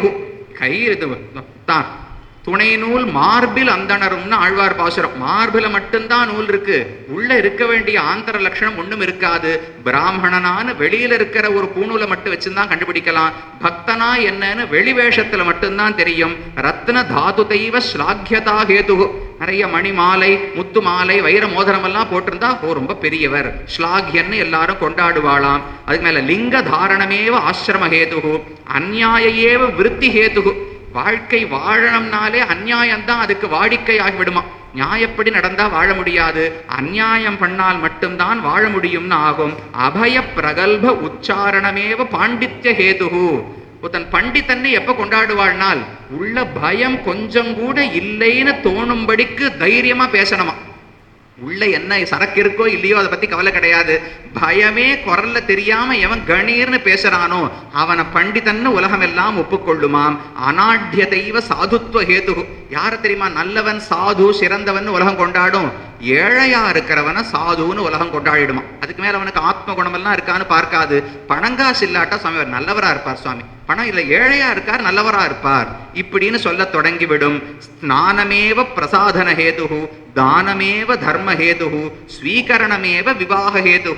விவாகத்தில் பெருசா சம்ஸ்காரங்களுக்கெல்லாம் இடம் இருக்காது. ஸ்வீகாரம் மனைவியாக கணவனாக ஏற்றுக்கொண்டாலே கல்யாணம் முடிஞ்சு போச்சுன்னு சொல்லிடுவா. அதுக்கு மேல மந்திரம் சம்ஸ்காரம் சடங்குகளுக்கு இடமே இருக்காது. இப்படி கலியுகத்திலே மக்கள் வாழப்போகிறார்கள். இப்படி போக போக ராஜாக்களுடைய தாக்குதல் தாங்க முடியாமல் மக்கள் எல்லாம் மலை பிரதேசங்களுக்கு ஓடிவிடுவாளாம். நாட்டில் வாழ முடியாமல் மலைகளுக்கு போவார்கள். உணவு கிடைக்காது, ஏதோ காய்கனிகளை உண்டு கொண்டு வாழ்வார்கள். இப்படியே பல காலம் போகும். ஒருவருக்கொருவர் சண்டை போட்டு தர்மம் அழிய அழிய உலகமும் அழியத் தொடங்கும். அப்படி ஒரு கால விசேஷத்திலே பகவான் சம்பளம் என்கிற கிராமத்திலே பகவானுடைய அம்சமாக கல்கி பகவான் அவதரிப்பார். அவர் இந்த தீயவர்களை எல்லாம் அழித்து மறுபடியும் நத்மத்தை நிலைநாட்டுவார். கல்கி ரூபி ஜகத்தி அத்ர அவதீரிய சகலம் லேச்ச தஸ்யு துஷ்டாச்சரண சேதசாம் அசேஷாணாம் அபரிச்சின்ன சக்தி மாஹாத்மியா க்ஷயம் கரிஷ்யதி ஸ்வதர்மேஷு ச அகிலமேவ சம்ஸ்தாபயிஷ்யதி. தீயவர்களையெல்லாம் அழித்து அதே மக்களை நன்னெறிப்படுத்துவார். பிரளயம்லாம் நடுவுல வராது. இந்த மக்களை எல்லாம் அழிச்சுட்டு நல்லவாளா இங்கே தான் கொண்டு இறக்க முடியுமான்னு இப்படி எல்லாம் கிடையாது. இங்கு இருப்பவர்களிலேயே வெகு சிலர் தர்ம புத்தியோடு இருப்பார்கள். அவர்களை கொண்டு மறுபடியும் இந்த உலகத்தை பகவான் பரப்புகிறான் என்று தெரிவித்தார். இதெல்லாம் சொல்லி முடிச்சுட்டு கடைசியில மைத்ரேயர் இடத்துல தான் உபதேசம் பண்றார். இப்ப இத்தனை கதை சொன்னேனோ இல்லையோ, ராஜாக்கள் இப்படிப்பட்டார்கள் அப்படிப்பட்டார்கள் நல்லது கெட்டது எல்லாம் சொன்னேனே, இதெல்லாம் சொன்னது உனக்கு எதற்காகன்னு புரிந்ததான்னு கேட்டார். மைத்ரேயர் சொன்னார், இப்படியெல்லாம் உலகத்துல வாழலாம், இப்படியெல்லாம் நல்லபடி வாழலாம்னு தெரிந்து கொள்வதற்காக அப்படின்னு நினைச்சாராம். அவர் சொல்றார், அப்படி அல்ல. அதீதா வர்த்தமானாச்ச ததைவானாகதாச்சயே ஏதே வம்சேஷு பூபாலா கதிதா முனிசத்தம யதைவ பகவான் விஷ்ணோர் அம்சோயாதோ திவம் த்விஜ வசுதேவ குலோத்பூதா ததைவா அத்ர ஆகதः கலிஹி விபரீதானி திருஷ்டுவாச்ச. பகவான் இந்த உலகத்திலிருந்து கண்ணன் எப்போது புறப்பட்டாரோ அப்போதே கலி தொடங்கி விட்டது. அதுக்கு மேல இந்த அரசர்களை பத்தி எல்லாம் எதுக்கு சொன்னேன்னால், பூமி தேவி இந்த அரசர்களை பார்த்து சில ஸ்லோகங்கள் சொல்றாளாம். சமுத்திராவரணம் யாதி பூமண்டலம் அதோவசம் கியத் ஆத்மஜயஸ்யைதன் முக்திர் ஆத்மஜயே பலம் பூர்வம் ஆத்மஜயம் கிருத்வா ஜேதுமிச்சந்தி மந்திரிணः கிரமேணானேன ஜேஷ்யாமோ வயம் பிருத்வீம் சசாகராம். பூமி தேவி இந்த அரசர்களை எல்லாம் பார்த்து எள்ளி நகையாடி ஒரு வார்த்தை சொல்லுவாளாம். இந்த அரசர்களுடைய ஒரு நடத்தையை பார்த்தா எனக்கு வேடிக்கையா இருக்கு. இவர்களுக்கெல்லாம் என்ன எண்ணம் தெரியுமா, எனக்கு முன்னால் இருந்தவர்கள் எல்லாம் சரியாவே பூமியை ஆள கற்றுக்கொள்ளவில்லை. எல்லாரும் ஆயுசு முடிந்து போய்விட்டார்கள். ஆனா எனக்கு மரணமே ஏற்படாது. எல்லாரும் புறப்பட்டு போயிட்டே இருப்பா, ஆனா எனக்கு மட்டும் மரணமே ஏற்படாது. முதல்ல என்னுடைய குடும்பத்தை ஜெயிப்பேன், அப்புறம் என்னுடைய ஊரை ஜெயிப்பேன், அப்புறம் நாட்டை ஜெயிப்பேன், பூமியையே ஜெயிப்பேன், 3 உலகங்களையும் ஜெயித்து விடுவேன், அனைத்துக்கும் நான் தான் அரசனாக இருந்து ஆனந்தமாக வாழப்போகிறேன் என்று இவன் நினைத்து கொண்டிருக்கிறான். அடுத்த க்ஷணம் உயிர் இருக்க போவதில்லைன்னு தெரியாது. இன்னைக்கு என்னுடையதா இருக்கணும், நாளைக்கு என் பிள்ளையதா இருக்கணும், அதுக்கப்புறம் என்னுடைய பேரனுடையதா இருக்க வேண்டும். இப்படியே நாங்களே போகத்தை அனுபவிக்க வேண்டும்னு மக்கள், ராஜாக்கள் எதிர்பார்க்கிறார்கள். யாரும் தர்மத்தில் ஆசை கொள்வது கிடையாது. பிருத்வி மமைவாஷு மமைஷ ஆசு பரித்யஜைனம் வதந்தியே தூதமுகை ஸ்வசத்ரூன். ஒருத்தர் பார்த்து இன்னொருத்தர் சொல்றார், இது என்னுடைய பூமி, இதை நீ விட்டு போய்விடுன்னு சொல்றா. எனக்கு இதை பார்க்கறச்ச சிரிப்பா இருக்கு. இந்த பூமி யாருக்குமே சொந்தம் கிடையாது. ஒருவனே ஒருத்தன் சர்வ ஜெகத் சுவாமி பகவான் நாராயணன், அவர் ஒருத்தர் தான் சொந்தம் கொண்டாட முடியும். ஆனா அவர் ஒண்ணுமே சொல்றது கிடையாது. மத்த எல்லாரும் இது என்னுடையது அது உன்னுடையதுன்னு சண்டை போடுகிறார்கள். எனக்கு ஒரு புறம் பார்த்தா ரொம்ப சிரிப்பா இருக்கு, பரிகாசம் தான் தோற்றுகிறது. மற்றொரு புறம் ஐயோ என் குழந்தைகள் இப்படி துன்பப்படுகிறார்களேன்னு வருத்தமா இருக்கு. ஒரு பக்கம் சிரிப்பு, ஒரு பக்கம் கருணை. இந்த ரெண்டுத்துக்குள்ளும் நான் தவிக்கிறேன் என்று பூமி தேவி அழுகிறாளாம். அதை பராசரர் மைத்ரேயருக்கு சொல்லி, இதை சொல்வதற்காகத்தான் வந்தேன். எதுக்கு தெரியுமா இத்தனை பெரியவர்களுடைய கதையை சொன்னேன்? ஸ்ருத்வான புத்திர தாராதௌ கிரக க்ஷேத்ராதிகே ததா திரவ்யாதௌ வா கிருத பிரஜ்ஞா மமத்வம் குருதே நரஹா. மமதாபிமானத்தாலே எப்படி அரசர்கள் எல்லாம் அழிந்தார்கள்னு கேள்விப்பட்டால் தன்னுடைய செல்வத்திலோ மனைவியிடமோ மக்களிடமோ உற்றாரிடமோ ஒருவனுக்கும் மமத்தை ஏற்படவே ஏற்படாதோ இல்லையோ. இவ்வளவு கஷ்டங்கள் மமத்தையால் ஏற்படும்னு தெரிந்து கொள்வதற்காக இதை சொன்னேனே தவிர இத்தனை இன்பங்களை நீ அனுபவிக்க வேண்டும் என்பதற்காக அல்ல. இன்னொன்னு ஆராய்ச்சி பண்ணி பார்த்தாயா? எத்தனை பேரை சொன்னேன். பெரிய யயாதி இருந்தார், புரூரவஸ் இருந்தார், பெரிய அம்பரீஷன் இருந்தார், துஷ்யந்தன் இருந்தார், எத்தனை பெரிய பெரிய ராஜாக்கள். இன்னைக்கு வாழ்நாள் எங்கன்னால் புசத்துல மட்டும் எழுதி வச்சிருக்கோம். இன்னைக்கு இவ யாரும் கிடையாது. எப்பேற்பட்டவனாக இருந்தாலும் அவனும் அழியத்தான் வேண்டும், அவன் வாழ்க்கையும் நிரந்தரம் அல்ல என்று புரிந்து கொள்ள வேண்டும். பகீரதாத்யாக சகரஸ் ககுத்ஸ்தஹ தசானனோ ராகவ லக்ஷ்மணௌச்ச யுதிஷ்டிராத்யாஸ்ச பபூவுரேதே சத்யம் ந மித்யா குவதுதே ந வித்மஹா. இவர்களெல்லாம் இந்த பூமியில் வாழ்ந்தார்கள் என்பது சத்தியம், ந மித்யா. தெளிவா சொல்றார். இது ஒண்ணு இதெல்லாம் புனையப்பட்ட கதை கிடையாது. இன்னைக்கெல்லாம் புராணம்னா அதெல்லாம் புராண கதைகள் எல்லாம் நடக்கிற சுவாமி வெறுமை எழுதி வச்சிருக்கானா? சத்தியம் ந மித்யான்னு தெரிவிக்கிறார். இதெல்லாம் நடந்தது, பாரதத்தினுடைய வரலாறு. இவர்களெல்லாம் இங்கு இருந்தார்கள், இப்பேற்பட்ட சக்திசாலிகளாக வாழ்ந்தார்கள், எல்லாம் உண்மை. ஆனால் குவனுதே இப்ப வாழலாம் எங்கன்னால் ந வித்மஹா, இருந்த இடம் தெரியாமல் எல்லாரும் அழிந்து போனார்கள். இன்னைக்கு புஸ்தத்துல எழுதி வைத்து அம்பரீஷன் இருந்தார், மாந்தாதா இருந்தார், யயாதி இருந்தார்னு படிக்கிறோமே தவிர இன்னைக்கு இவர்கள் யாருமே இல்லை. ஏதத் விதித்வான நரேண காரியம் மமத்துவம் ஆத்மன்யபி பண்டிதேன திஷ்டந்து தாவத் தனயாத்மஜாத்யாக க்ஷேத்ராதயோ ஏச்ச ஷரீரினோன்யே. இந்த கதைகளை ஒருவன் கேட்டான் என்றால் தன்னுடைய மனைவி மக்கள் குழந்தைகளிடம் மமதை வருவது மட்டுமல்ல, ஆத்மன்யபி பண்டிதேன நகாரியா, தன்னுடைய உடல் தேகம் உள்ளதே, இந்த தேகத்தில் கூட என்னுடையது என்கிற எண்ணத்தை வைத்துக் கொள்ளக்கூடாது.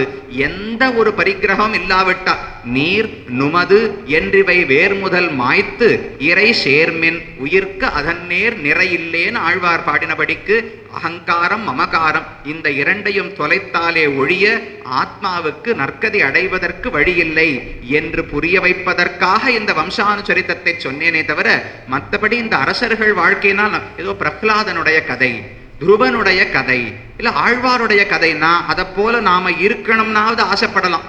இந்த ராஜாக்கள் கதையை படிச்சு நமக்கு என்ன தெரிய போறதுனால் வாழ்க்கை அஸ்திரமானது, எப்பேற்பட்ட உயரத்துக்கு போனாலும் திரும்ப கீழே விழத்தான் வேண்டும், எப்பேற்பட்ட தாழ்ந்த நிலைக்கு போனாலும் பகவான் கைபிடித்து உயர்த்துகிறார், தர்ம சக்கரம் சுழன்று கொண்டே இருக்க வேண்டும். இந்த அர்த்தங்களை சொல்லுவதற்காக கதைகளை சொன்னேனே தவிர இதன் மூலம் வைராக்கியத்தை வளர்க்க பார்த்துக்கொள் என்று சொல்லி இந்த 4வது அம்சத்தை பராசர பகவான் பூர்த்தி செய்கிறார். இப்படி இந்த புராணத்தினுடைய ஒரு பகுதியை விண்ணப்பிப்பதற்கு அடியனுக்கும் ஒரு வாய்ப்பளித்தமைக்கு வேத வேதாந்த வர்தினி சபையாருக்கு அடியனுடைய கிருதஜதையை தெரிவித்துக் கொண்டு இத்தனை நாழி கொஞ்சம் நேரம் ஆகியிருந்தாலும் தொடர்ந்து பொறுமையோடு கேட்டுக்கொண்டிருந்த உங்கள் பொறுமைக்கும் பல்லாண்டு பாடி ஸ்ரீ பார்த்தசாரதி பெருமான், ருக்மிணி தாயார் அவர்கள் அனுக்கிரகத்தாலே இந்த சபையும் அதனுடைய காரியங்களும் மேன்மேலும் தழைத்தோங்கி வேதாந்தங்களுடைய பிரச்சாரம் மேன்மேலும் நடக்க வேண்டும் என்று பிரார்த்தித்துக் கொள்ளுகிறேன். பிருந்தாரண்ய நிவாசாய பலராமானுஜாய ச ருக்மிணி பிராணநாதாய பார்த்தசூதாய மங்களம். ஸ்ரீமத்யை விட்டுச்சித்தாரிய மனோநந்தன ஹேதவே நந்தநந்தன சுந்தரியை கோதாயை நித்யமங்கலம். ஸ்ரீமதே ரம்யஜாமாத்ரு முனீந்திராய மகாத்மனே ஸ்ரீரங்க வாசினே பூயாத் நித்யஸ்ரீர் நித்யமங்கலம்.